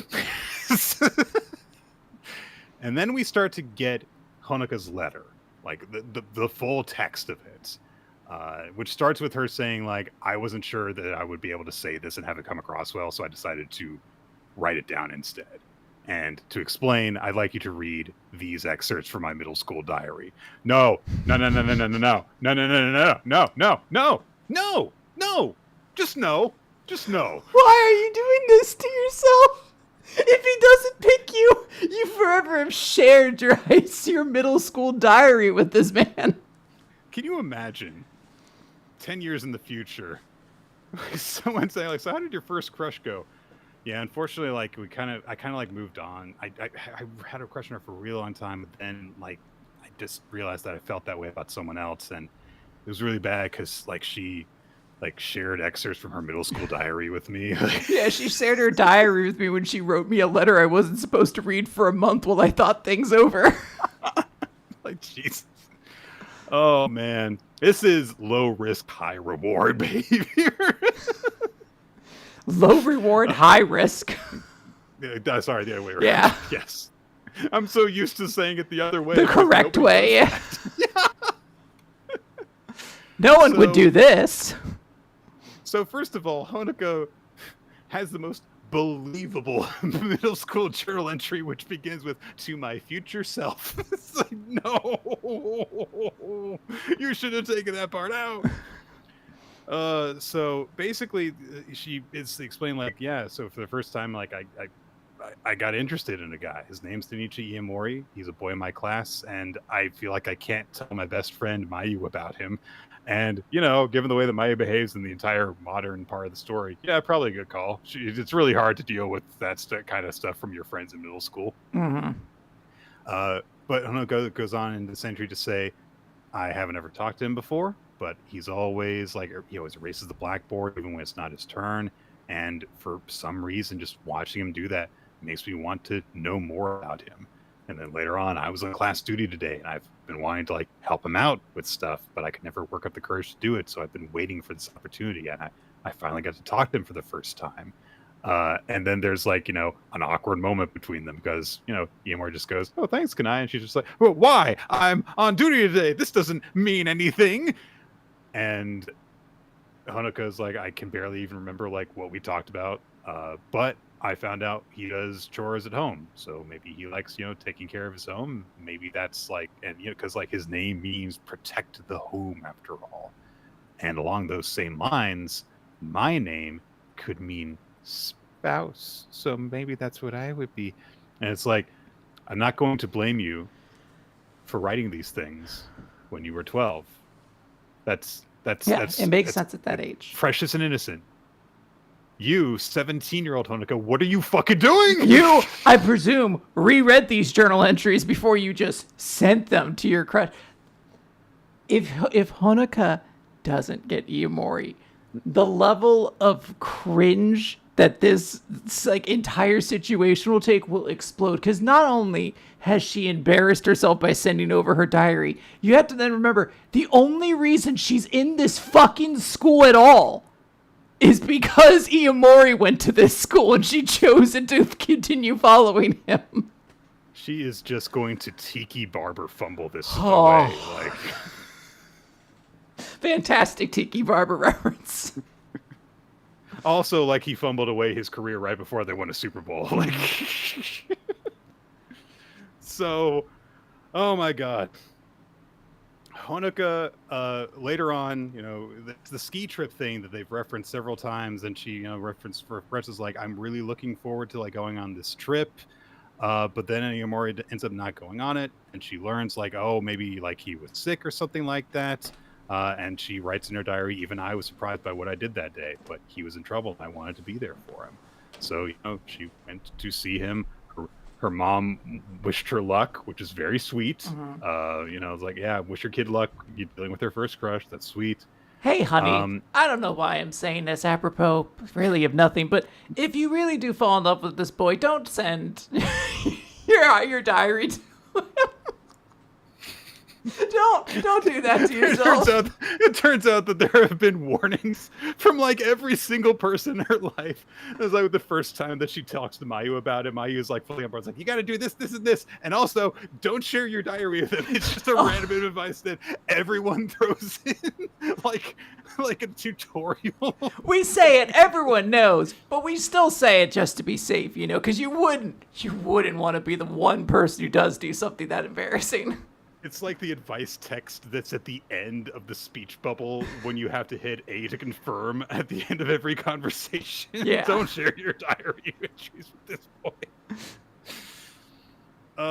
So, Honoka basically just reiterates in this moment, in this entry about the ski trip, Iomori cleans the blackboard for other people. He also does all the chores at home. He doesn't stand out. He's shy but kind. And that's the boy I fell for.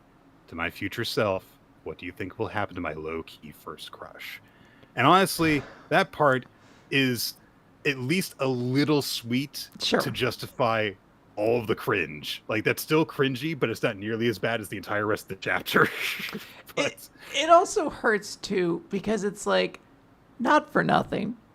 Couldn't you have just written your own fucking thoughts down like this? Because she doesn't fully just say, like, hey, I have feelings for you. I really like you. I like, how do you feel or anything? She's like, okay, now that you've read my diary where I talk about how much I had a crush on you from back in middle school, do you like me too? And it's like, well, I don't know how you feel now, apparently. So I guess because you sent them, you either love me still or hate yourself. And I hope it's not the latter one. You're a very beautiful girl. You got so much potential. Please don't ruin yourself like this.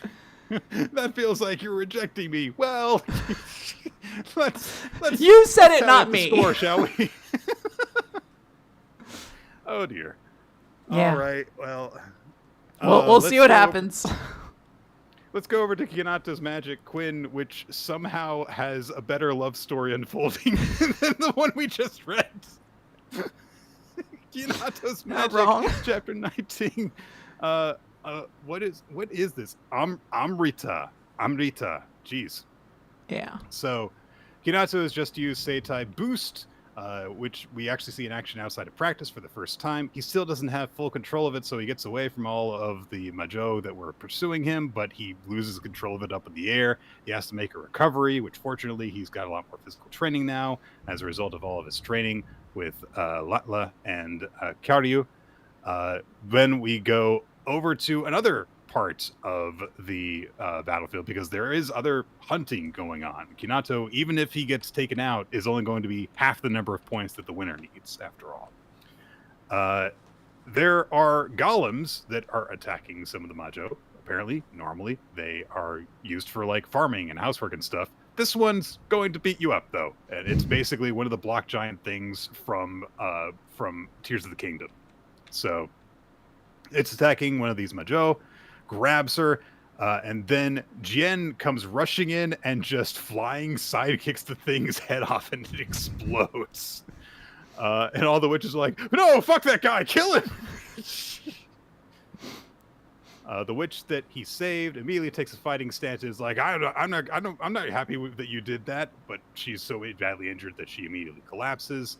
Jien offers to give her a piggyback ride somewhere so that Kinato can cure her up.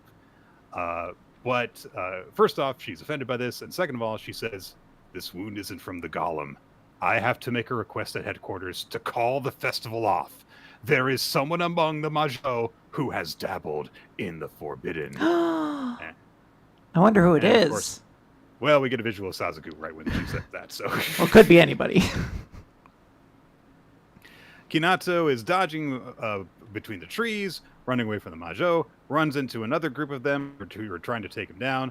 Kinato is like, if I can't fight anymore, I mean, I don't know what I'm going to do. Like, I mean, I don't think I can overpower 5 opponents at once. So there's got to be another way out of this, not through battle, but something only I can do. And then he realizes, you're all very stiff, aren't you? That's right, he's going to use his pleasuregasm medicine as a combat technique. This one, not nearly so bad. They're just all wearing swimsuits. They're having a good time. Look, again, if this is what this series needs to do to stick around, I guess so be it for right now. Also, that one girl is just grabbing the other girl's chest, but, whatever. So. Well, that's what happens to some women when they get relaxed, Nick. They just have to grab each other's booties. Yeah, they just have to. Yeah. Immediately, the 5 Majo that are going for him just lose their will to fight. They're just like, oh man, I feel great now. And so they're just kind of incapacitated. It's not announced that Kinato gets points for taking them out, but I think that he should. I mean, he basically... I thought he did. I thought they say that he gets 5 points somewhere. One of those 5 Majo, so they look incapacitated. Yeah, a sworn partner Kinato scores 5 points. Okay, he does get them, yes. So he basically uses like a high-speed version of his healing Seitai in order to do this. Lala and Kyoryu are running through the woods trying to find Kinato because they're pissed that he's, been making whoopee apparently with Tarasu behind their backs, as far as they know. But then Sasuke comes out of the woods from a different direction, and they're like, we don't have any business with you. And Sasuke's like, I know, but since you two are Lady Tarasu's close aides, I figured that if I beat the crap out of you, I'd be able to lure her out. And she reaches into her cleavage, of course, in order to take out some bizarre gem. And we learn what this is, the explanation of what's being given to Jien by the Majo that has agreed to let him give her a piggyback ride because she needs to get back in order to hopefully call the festival off. And she says that there is a forbidden medicine, a certain substance that was as a forbidden medicine to overpower other tribes. At the bottom of a vast, deep well, hundreds of monsters and members of rival tribes were forced to slaughter one another. The mana and blood that accumulated there was infused with the traditional herbal remedies of the Majo. The resulting concoction was named Amrita. And Kinato's like, well, that's scary. And yeah, blood from slaughtered victims, yes. So there is a cursed object sealed in the container at the bottom of the well, which apparently Sasuke has obtained. It is forbidden. So she demands that they get to headquarters so that they can report this. Then Sasuke makes contact with Tarasu she has defeated Latna and Karyu and says, I haven't killed them yet, but if you don't come quickly, I might not be able to control myself. And she's got this weird growth coming out of her arm that looks kind of like tree branches. So immediately, Tarasu shows up and says, what do you want, Sasuke? And of course, Sasuke says, I want to be the chief. But everyone hears about all of this going down because of the big public declaration. So Kinato is also on his way to help out. Yeah, I think this was a really fun chapter that is moving the action in a good direction. Honestly, you mentioned before, I think Tarasu and Kinato kind of have a cuter relationship that isn't a relationship yet than a couple other series we talk about in the recap. And I enjoy, like, I'm actually legit like, oh, I hope, Kinato is able to make it there on time. Tarasu really doesn't realize what she's walking into here. Yeah. So, yeah, unbelievably, like, against all odds, it feels like, hey, Kinato's magic did kind of regain some of that mojo that it felt like we had completely lost in the previous arc. It's a shame that, it took this long to get there, though. Yeah, we'll see if it's able to do anything at this point. We'll see if this is anything other than the last arc, basically. Yeah. All right. Someone out there hurts right now, Quinn. Oh, they do. Chapter 37, Beat Red, our cover page this time. The request was, I want to see what kind of stuff Karage keeps in her bag. Honestly, exactly what you'd expect. It's like school supplies, snacks, and like a couple props, With how much this girl snacks, how is she as tiny as she is? That's that like 15, like that high school level metabolism where like you can kind of just take whatever in and it's just like you stay the same height sometimes. Yeah. Mimei, in the only moment that can possibly challenge how cringe Honoko was in Hima-Ten, is re-listening to the announcement that he won the rookie round on his way to school. I'll say cringe, yes. But I understand. I think we've all been there in that level where you get a little recognition and you want to relive that moment over and over again. Like, I can absolutely get that. He is wearing earbuds. It's not like he's playing the jukebox around and sharing it with people. I won the competition none of you have heard of. And yeah, he does try to tell people later on. They're like, I have no idea what you're talking about, but good job, I guess. Yeah, also, like, summer's over. They're going to school again. By the way.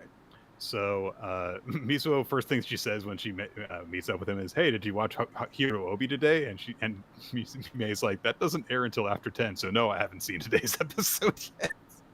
She's always got those bits.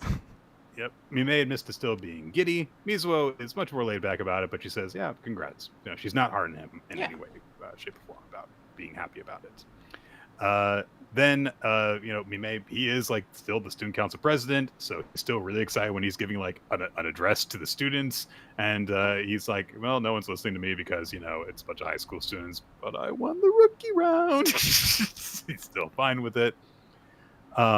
Mimei's friends realize that he's acting really giddy, and they're like, what did you do? What happened with you during summer break? And of course, one of them is like, you landed a girlfriend, didn't you? And he's like, no, and oh no, that's not what happens. Sorry. Someone hears someone else say, you landed a girlfriend over break? And Mimei reacts to that. So his friends are like, wait a minute.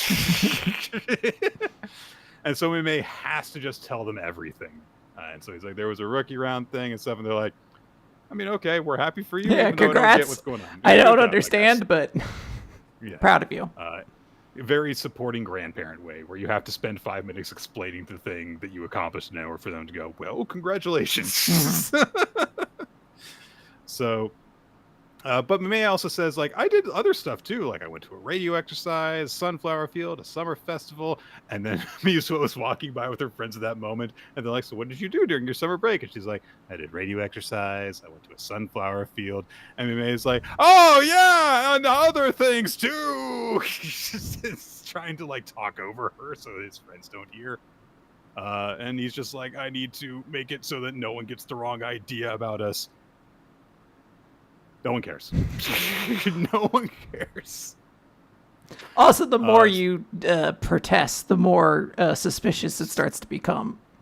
just tell people you're friends. Like, come on. Like, well, if you do that, everyone is going, like, if you're trying to avoid any connection between them, I would just be like, oh yeah, I guess we also, like, yeah, we probably saw each other at the festival, but the other things could have been done. Like, it was a summer vacation. You had plenty of time for those to intersect at different points. Radio exercise, sunflower field, there's plenty of places you could do those things completely separately. But Mime's plan is to just kind of keep his distance from Mizuo, but then the teacher's like, all right, time for the new semester. Let's start by rearranging seats. Puts Mime immediately behind Mizuo, so not going to be able to avoid her at all. But Mime does think to himself like, oh, well, you know, I managed to win the rookie round because of her advice. I could use this as an opportunity to kind of like learn from her. So he starts physically mimicking her for some reason. So first thing, you know, he sees her like leaning back, hands clasped behind the head. So he tries doing that. Mizuo immediately notices and does the truly absurd thing of taking her book and hiding it putting it behind her head while she leans all the way back with her head hanging upside down. So Mime does that. Someone behind him is like, what are you doing? And Mizuo is like, ha, you copied me. So good for her. Mm-hmm. But there's a moment as Mime is there, and, you know, like, there's just, like, a very pretty moment where, like, you know, wind's coming through the window, and it makes Mizuo's hair move in a way that's, like, really pretty and stuff. And Mizuo again realizes, like, you know, Mime's kind of staring at me, so she turns to check, and he's like, no, nothing. But Mizuo, after people kind of, like, break off and stuff, she advises him, like, hey, don't just mimic what I do. After all, you and I are neck and neck right now. And only now does Mime realize, like, oh, we've got the same amount of points. Oh, this means I could surpass her. Wow. And Mizuo looks at him very sincerely and says, yeah, so hurry up and outpace me. And Mime is like, yeah, I'll surpass you next week. And that affects Mizuo in a way that he is not expecting. There is it looks like their relationship literally levels up based off of the little star graphic that happens with her. And Mime doesn't really understand what's going on until a beat goes by, and he remembers, oh, Mizuo said I can't fall in love with anyone unless they're funnier than Eel Potato. And he starts to go like, oh, I didn't mean, Mizuo says something weird, and so he immediately like loses the pace there. So he's like, oh, maybe I'm just, you know, like reading into things. Mizuo goes to meet up with her friends. They look at her and they're like, your ears are beet red. And she's like, wait, what? And she covers her ears and she just says to herself, it doesn't mean I like him.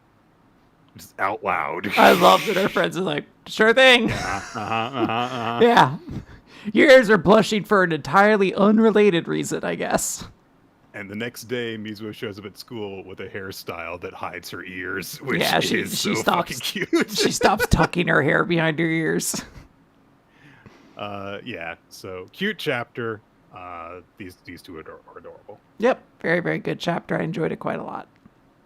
All right, Ultimate Exorcist Kiyoshi, chapter 96, Ultimate Test Taker Kiyoshi.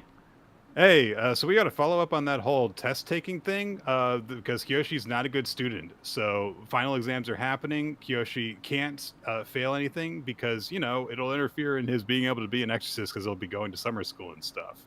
So Nehan's like, all right, we'll just spend all our free time after school studying. And then the assistant, I forget his name, like because he only ever shows up in scenes at the restaurant. Yeah, he's just like, he just needs to study a little.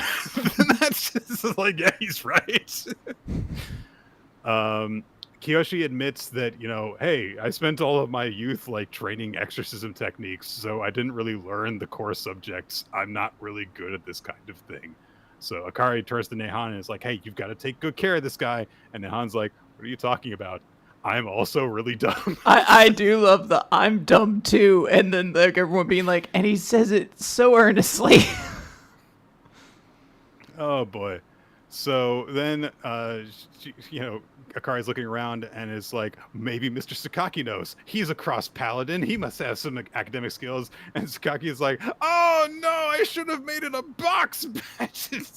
And she's like, no, this guy's awful. You know, we can't trust him to teach him anything. I think iShield 21 firmly implanted an idea in me.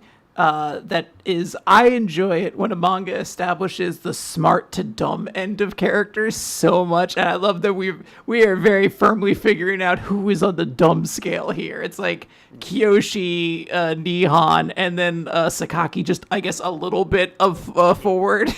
He's probably got some more wisdom to him. Yeah. Unfortunately, of all the people in the world, Jack Joe steps up. He's wearing a pair of glasses, and he's like, "Yeah, I'll take care of this." I know it's not I know it's not a trope in Japan, but I really wish he had like the professor's coat with like the patched elbows in there. And so the explanation is, yeah, I used to wander around campus while Nihon was in class, and I just learned everything the teachers were doing. From taking no tests, he just paid close attention in all these other classes and learned a bunch of stuff. So, yeah, Jack Joe is tutoring Nihon and Kiyoshi. We see a bunch of, like, stuff going on.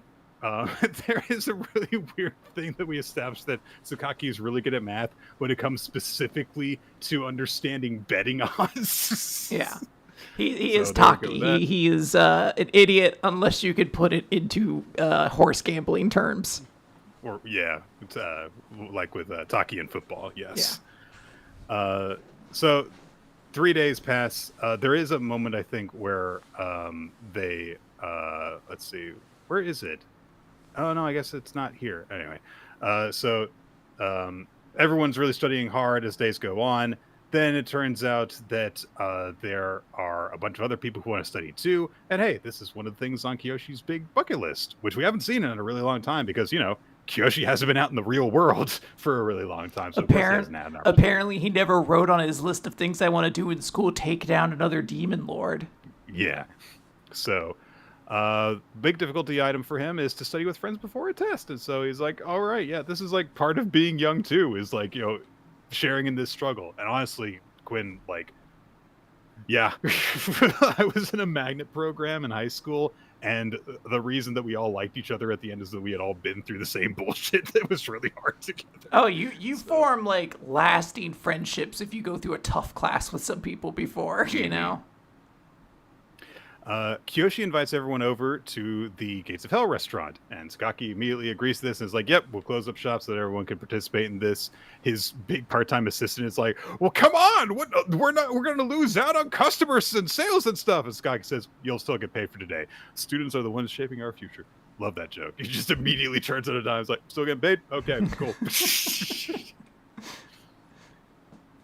So, a whole bunch of people show up. It's not just like the Nihon and Kiyoshi's close friends, but also like, the ones that they went bowling with together. Mm-hmm. The girl that he kind of has a crush on that we haven't seen very much of since the bowling thing ended. The occult club shows up. And so Oka's like, I've come to repay the favor. Any question you have, these two nerds in my club will answer for you. Because I'm not very smart either. She's I'm also very an average. Idiot, yeah. Yeah. So big study session. Akari and Sakaki are serving food to people while they're studying. Eventually, Kiyoshi passes out studying.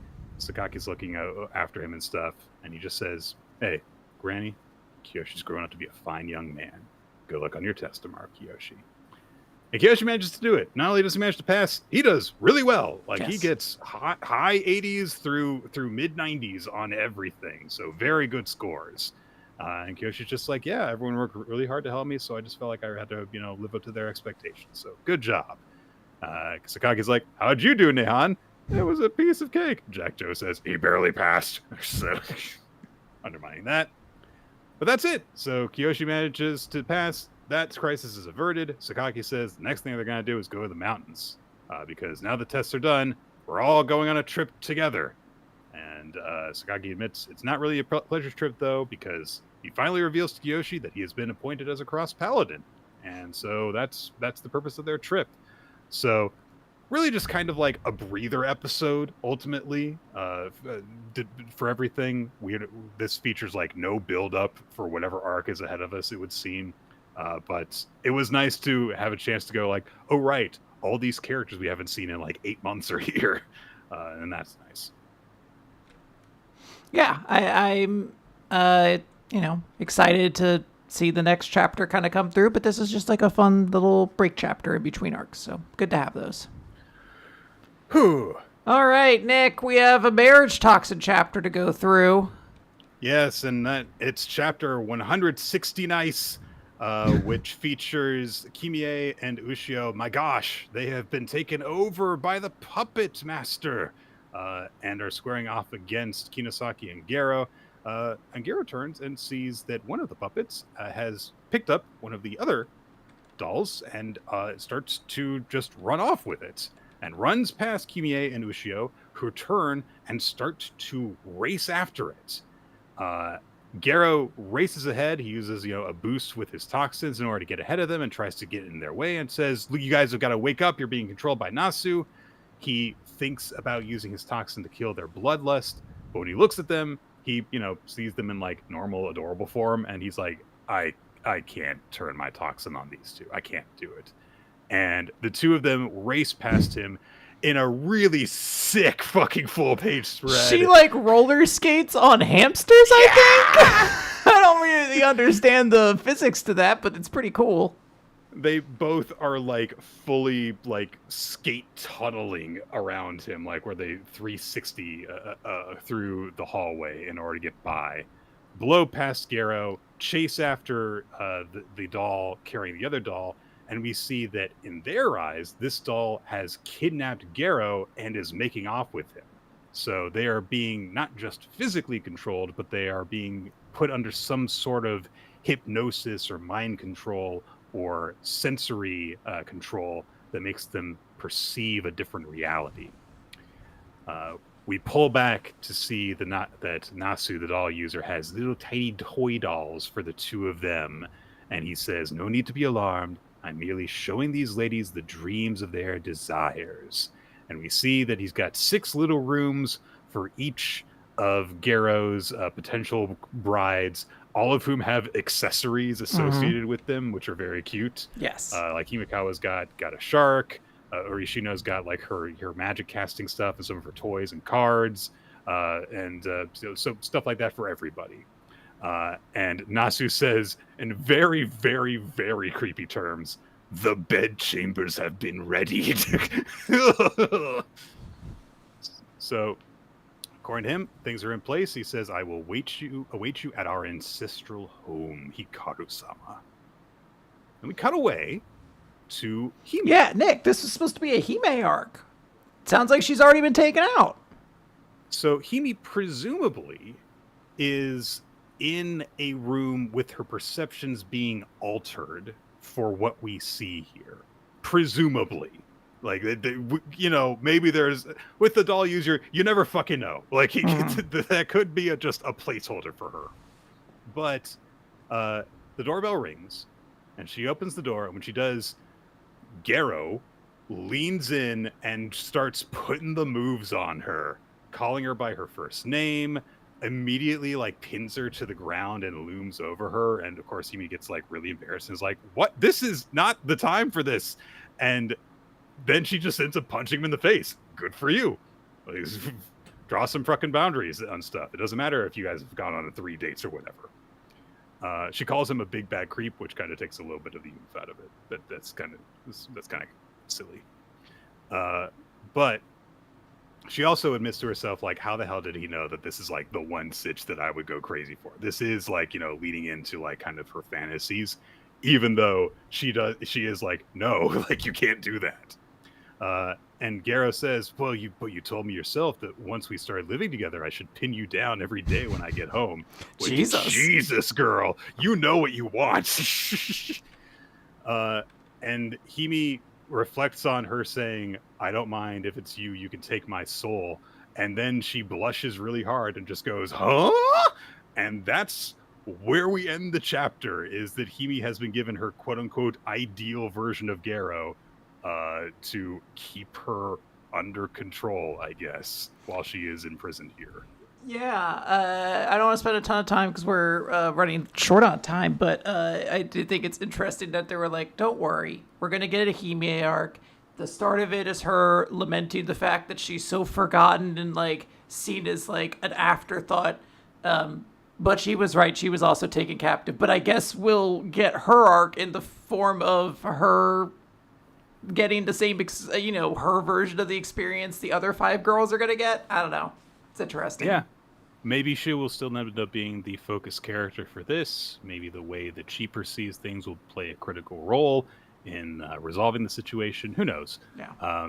I did really like what limited stuff we got to see from Himi. It's just an interesting series of reactions from her of like, oh wow, this is like kind of like the version of Gero that like would really do something for me, but also I know it's very fucking wrong.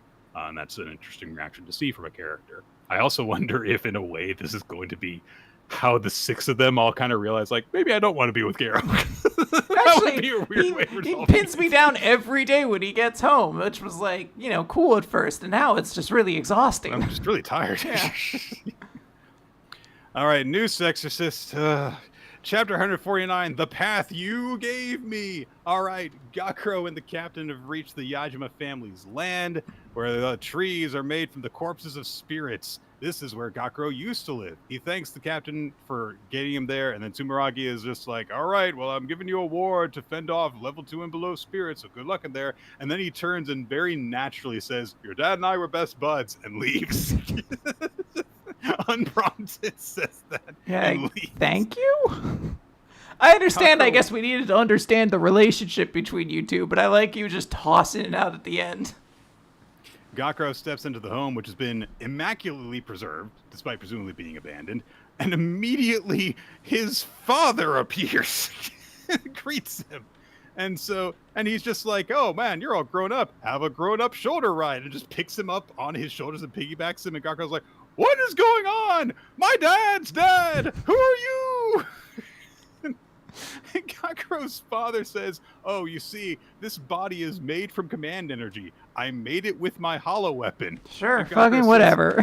Whatever. Gakuro starts asking questions about this, and he's like, his ability to stick around after people die. Anyway, so I'm here to unlock my sealed command energy. Do you know anything? And Gakuro says that. Do you know how to unlock my sealed command energy?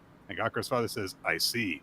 I'm the one who sealed your command energy. Come with me and I will tell you about the seal. You see, the Yajimas have been exorcists for generations. We've got a specific important duty. Do you know of a spirit called Nue Legasp? Yes, the Yajima family's duty is to forge a contract with Nue and stamp out the Hyo, and he takes Gakuro to this giant collage of Nue as like a devil angel thing with a big sun behind her. That is what our clan has always lived for. And Gakuro's like, we've got ties to Nue? What? The protagonist of a shonen action series turns out to be a destined figure in some way when it looked like they were a normal person to begin with? Who could have seen this coming? Mm-hmm. So, Gakuro says, but that's really important. Why didn't you tell me? Feels like this should have been brought up before this point. His father says, well, I wanted you to be free. I didn't want these fetters to affect the path you walked. But I knew when I saw your eyes back there, you're now walking the warrior's path, aren't you? And Gakuro says, yes, I am. So his father's like, all right, I'll release it for you. Boop! So Gakuro starts glowing. His legs are way too long. He's got flames and stuff. I don't know if this is any different from when he's looked before. He's had like 19 form changes at this point, and all of them involve his eye getting dark flame over it. So I don't know. His father says, that form is just a skin. The important thing is on your right hip. Draw that sword with your own hands. That's where your command energy is stored. And Gakuro says, thanks, Dad. Zangetsu! And he draws the sword, which contains all of his spirit power and stuff. And then we get a flashback to when Gakuro's father made the decision to seal his command energy away, which was he just knew of how important this whole thing was. People were looking at Gakuro even when he was a kid and being like, that could become Nue's contractor. So I guess everyone knew about this from the beginning, and just nobody ever told Gakuro because fuck that kid. And so then at one point, Gakuro's father was taking him outside and said, hey, your dad's the strong one in the family, so no matter whatever you want, no matter what it is, I can make it happen. Would you rather be somebody strong or somebody free? You can't ask a 4-year-old that question. You can't. Like, it doesn't matter what he says. He might tell you a different thing tomorrow. An hour from now. 20 minutes from now. Come on, don't ask him that. Don't pin your decision on this 4-year-old. So, also, why did he shave? Every shot we've seen of his dad, he's clean shaven, but in this flashback, he has a lot of facial hair. It seems like he enjoyed it. I don't know. Seems like he could have gone for it.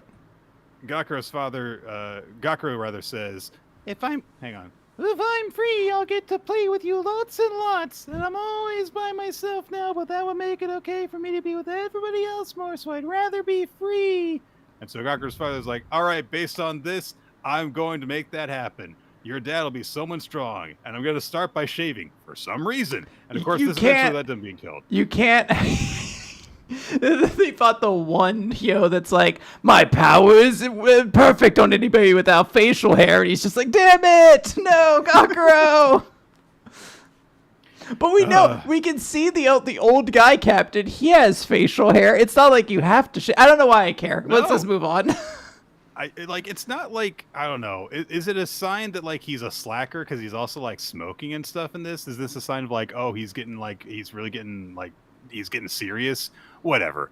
Gakuro in the present says, is that what it was? You sealed my command energy because that's what I chose. You let me choose my own duty. You took everything on in my place. And Gakuro is like, yes, but I let you down. Anyway, a level 3 spirit comes bursting through the wall. And he says, oh no, it got in because I released your seal. Gakuro, draw the hollow weapon. And Gakuro says, you didn't fail. You protected my path as somebody free. And this is the path I freely took. And at the end of it, I made up my mind that I want to fight. Blah! And he unleashes his new hollow weapon, I guess, Crimson Midnight Sun. And he destroys the spirit, maybe? I don't know. There's a burst of energy. Yeah, he cuts through the spirit. Who gives a shit? Gakuro gets another power-up. It's super cool. I'm glad there was so much tension to Gakuro meeting his dead dad again. It was such great suspense building up to that moment. His dad, I guess, is just going to vanish because he's like, well, I did everything I was meant here to do. So maybe next week there'll be like an emotional story beat somewhere. I don't know. There wasn't one this week. I'll actually be kind of disappointed if Gakuro's dad is in the next chapter. The pace that this series has been going at, just like, fuck it. Don't even have him be mentioned again. Yeah. No one should ever bring it up again, at this point. I could find issues if I thought about it, but that's too much work at this point. Like, this is a series that has proven it does not reward me for keeping track of details or anything like that. Let's just go forward to the next thing. And I assume introduce a new girl, because it's been like a volume and a half since we've done that. So, yeah, let's see what happens. Yeah. Gekka's old news now. Akane-banashi story 210. I just wanted her to smile.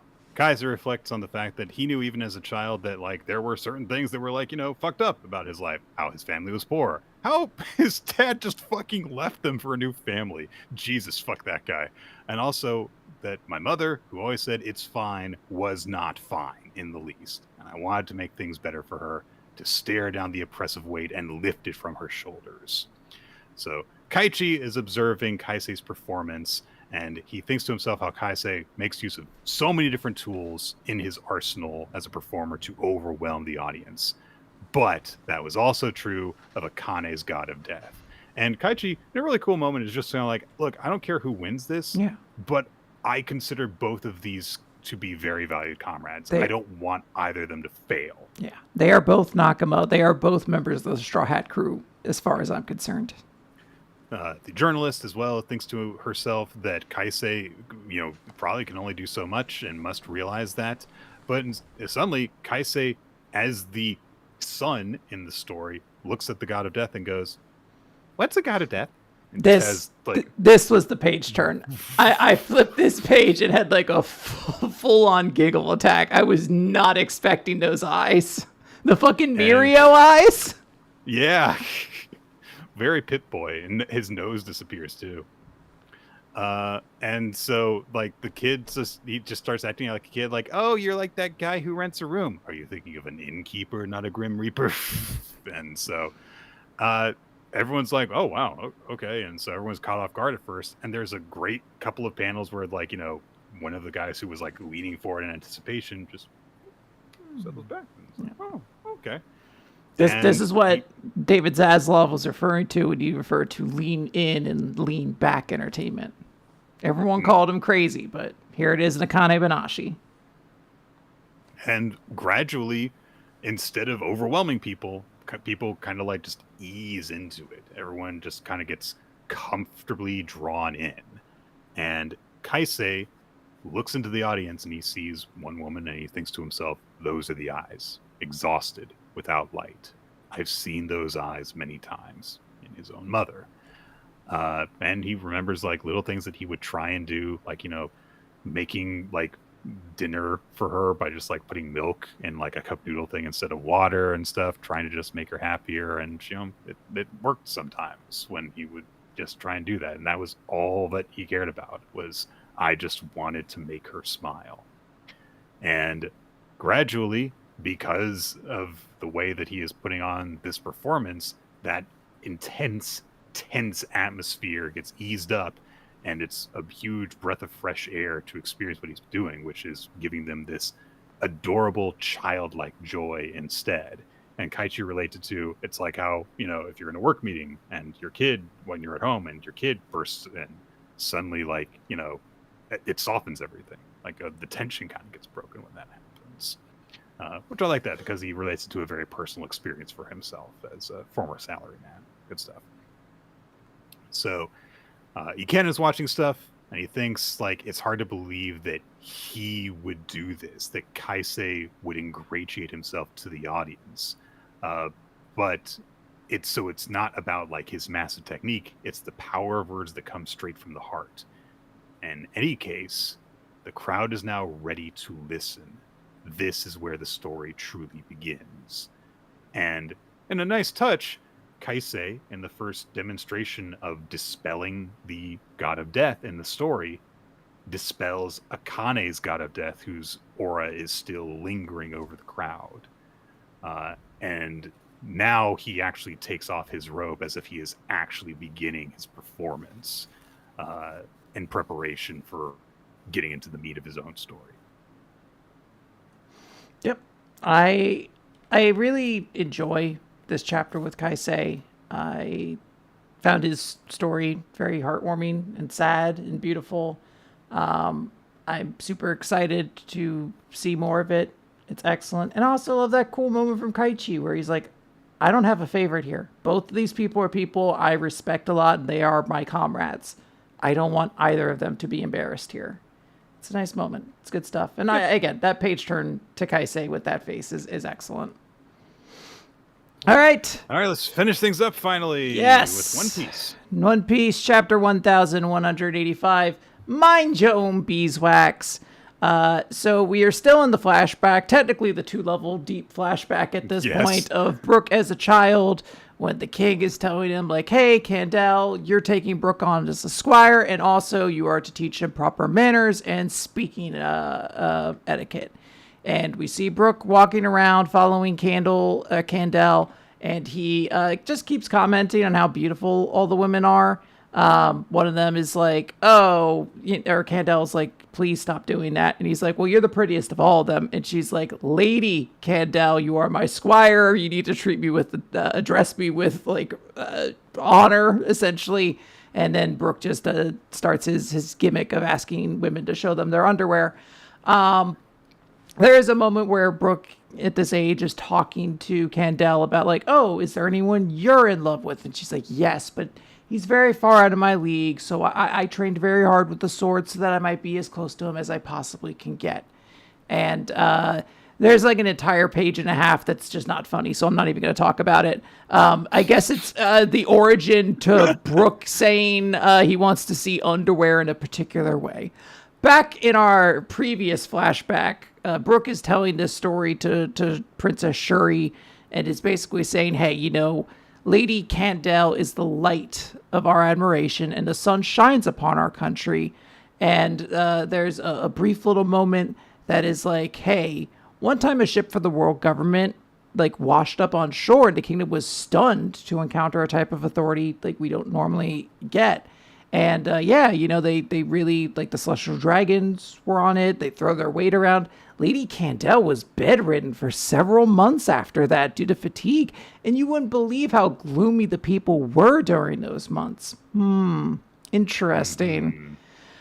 However, at the end of it, we had our beautiful new Princess Shuri. Oh no. And your father, the uncouth prince, ascended to the throne, and at the same time married Candle, and everyone was so happy, and you were born. It's excellent. Great. The kingdom's all in a tizzy. And Brooke is just basically explaining, look, I owe them all everything. I would give my life to them. And he starts naming his songs and everything like that. And Shuri just asks, like, hey, well, what would you do if it was me in danger? He's like, I would give up my life for you. She's like, what, because I'm Papa and Mama's daughter? And he's like, because it's you. I don't Aww. But she's not happy with that answer until he gives her candy. I don't know if it's supposed to be like... Stop being sad. Well, I was like, is it because the spiral on the lollipop is a little bit hypnotic that she's like, ooh? I guess that she has a sweet tooth. I don't know. So. We can see that Brooke is very doting to her, though. In a later panel, we can see she's gotten like a paper cut, and Brooke is running over with a first aid kit as though she were, about to die or anything like that.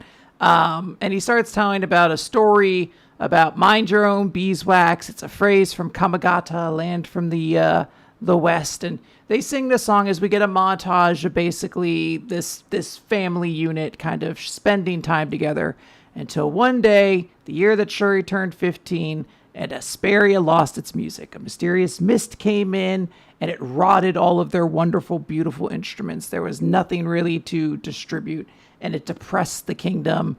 There was a lot of difficulties keeping optimism up, and then the mist seemed to kill Candle as well, and it really just kind of broke the heart of the kingdom that's already suffering pretty deeply. The king just admits, we can't make our heavenly tribute anymore, and there's a brief moment where Brooke and Shuri are fighting against one another, and she brings up, like, well, I thought you wanted to, like, what do you want most, Brooke? And he's like, oh, well, I want to just help serve the king. She's like, I thought you wanted to be a pirate. And I'm like, I guess he maybe has brought that up at this point. We obviously know that's where it ends, but... it got brought up in the same conversation where we established that Shuri likes candy. Oh, yeah. I think that might have been established early on, and I forgot. I truly don't remember at this point. But he's like, look, my onus comes first, my dreams come second. And she's like, okay, well, when you leave, I'll go with you. King Reuben basically just admits there is going to be a war against the world government. They want slaves, 1,000 of us as slaves in return for not making our tribute. We are not giving that. I've heard what they do to the slaves there. So there is going to be a fight. And Brooke's way to just kind of cheer people up through this is to tell his mind your own beeswax story. There's a long, bit of the music playing while Brooke fights off against people of world government soldiers. This fight has directly come to his town, and he is rushing to get to Princess Shuri because he knows that she needs to be safe. She, tried to be like, well, let me fight too. And he was very clearly like, no, if you get captured, they will hold you hostage, and we are stuck at that point. So Brooke goes running off trying to find her, and when he gets to the room, he sees Shuri with the devil wings standing over the body of King Reuben with devil wings, while, and you're going to love this, Nick, some character we've never met before sits in the background, looming ominously. Ooh. It's not Akainu, is it? Akainu? I don't think it is. Because I think trying to think of the timeline. The person I thought it might be at one point was, I thought it was like Shinryu because he kind of has the same butt chin, but I don't think I guess you're right about the timeline that it couldn't be because this would be like 50 years ago. Yeah. Whatever, so. This would have to be a pretty old character at this point. Yeah. So seemingly there was something that happened when the world government came to visit, and it has been inherited by Shuri as a result. So there's some very kind of nasty implications about some of the stuff that the world government gets up to. If you consider like they kind of like have infected the heir to royalty by doing this. Yeah. It seemed that if they've done it once, it could have happened again. Yeah, I mean, we already know that there's a certain level of it that happened when it came to Ginny and Bonnie. So yeah, there's a lot of unfortunate things. I think the main sort of crux of this chapter is obviously this song, which in a written medium doesn't necessarily carry the same weight. This moment might rule in the anime when we get to it, but as of right now, it doesn't have that same like emotional core to it that captured me the same way like Bink Sake did. But it's fine ultimately, and I don't know. At least we're out of like 2 flashbacks at this point. We're just 1 flashback deep now. Yeah, and it seems like we're really going through this one at a much faster pace than the previous flashback that we got, considering that we have suddenly gotten to this one. Unless we go into another flashback within a flashback at this point. But I mean, yeah, that's the thing is like we could also still have more to this flashback because we didn't see what happened in that room, so I could see them doing a flashback to cover what happened before Brooke got there. I don't know. There's so much going on, and yeah, I don't know. I just kind of want to get back to the present. Things were really looking exciting for One Piece, and then it was like, hold on, we're gonna have another little crazy arc. The brakes. we've been moving at a pretty good pace, half an arc in 2 years, so I got to slow down a little bit. Oh, you thought that things were just going to go at the pace of Egghead, did you? No. Yeah, I did actually really like the montage that we get as the song is being sung in this, as we see the kid him going to shit and things going into like suddenly very like it's almost like they're the resistance, even though they're the ones repelling invaders instead of like trying to invade a much far larger force, but just seeing everything that he cares about being destroyed. As they try and hold on to hope with this song that he crafted, and then the big wham moment of like, oh damn, and then Shuri killed her father that they both really love, so that's bad, and so I am intrigued at least about the relationship that is between the two of them and how it's going to affect what goes on with Brooke and with Gunko in the present when we catch up with them. So I would say in that regard, at least, the flashback has done its job. Sure. And there's aspects of this that may make more sense as we see the full picture. But we will have to wait to get there because that is all the One Piece and all the manga that we have for this week as we wrap up this long episode of Weekly Manga Recap by talking about our favorites and chapter of the week. Thank you, everyone, for listening to the end. Quinn, can you tell me what your favorite chapter this week was? Yeah, I think my favorite chapter this week is... I'm going to go Ichi the Witch and then give Kaisei my character of the week. Those were the 2 that were kind of in my mind. And I think the full of Ichi the Witch is probably more enjoyable than the full of that chapter of Akane-banashi. Gotcha. I think that I'm going to give my favorite chapter of the week to Dandadan. I thought that the chase scene was really intense, quick, but enjoyable. And it was just like a really big, yay, good thing happened after what felt like a very long time when Okarun took Momo's hand and saved her from the Spinosaurus. Really liked reading that chapter. Mm-hmm. And I think that my character of the week is going to go to Kaisei because of that big moment that he had of like, oh, just he's still got stuff, and it's a very unexpected thing from him because we're so used to him being, the one being pursued, and now he has this much more kind of underdog approach to things that was very effective. I love the little moments where we see the audience relaxing in a lot of different shots, and then just the silly expressions that he makes as he is acting as this, precocious, innocent child. So good stuff. Yes, absolutely. All right. The audience, by the way, I believe I had to get back to it. The audience picked Kaisei of the character of the week, and I believe it's Ichi the Witch, yes, as chapter of the week. So good stuff all around. And that is going to do it for Weekly Manga Recap, everyone. Well, thank you all for joining us. We have more Weekly Manga Recap on Podbean, weeklymangarecap.podbean.com. It's also on the feeds for iTunes and Spotify and all sorts of podcast listening places.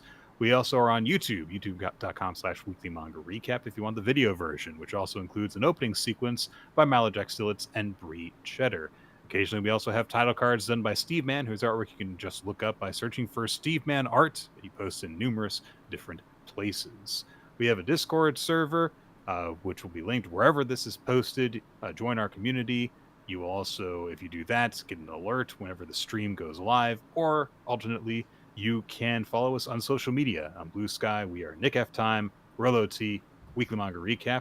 And then there's, of course, WMR Votes, the account, which will give out an alert whenever the poll for favorite chapter and MVP goes up when Ninja X3i gets those going. Ninja X3i helps us out in a lot of different ways in terms of just kind of like keeping track of stuff, letting us know when certain things happen that we should be aware of, like certain chapters posting when we're in the middle of a Wednesday and we're just like, all right, we got everything. And he has to ruin our day by telling us, by the way, Boruto updated today. Yeah. So I'm sure we'll get a message over the weekend. It's like, don't forget Boruto's coming out. And we'll both be like, damn it. Damn it.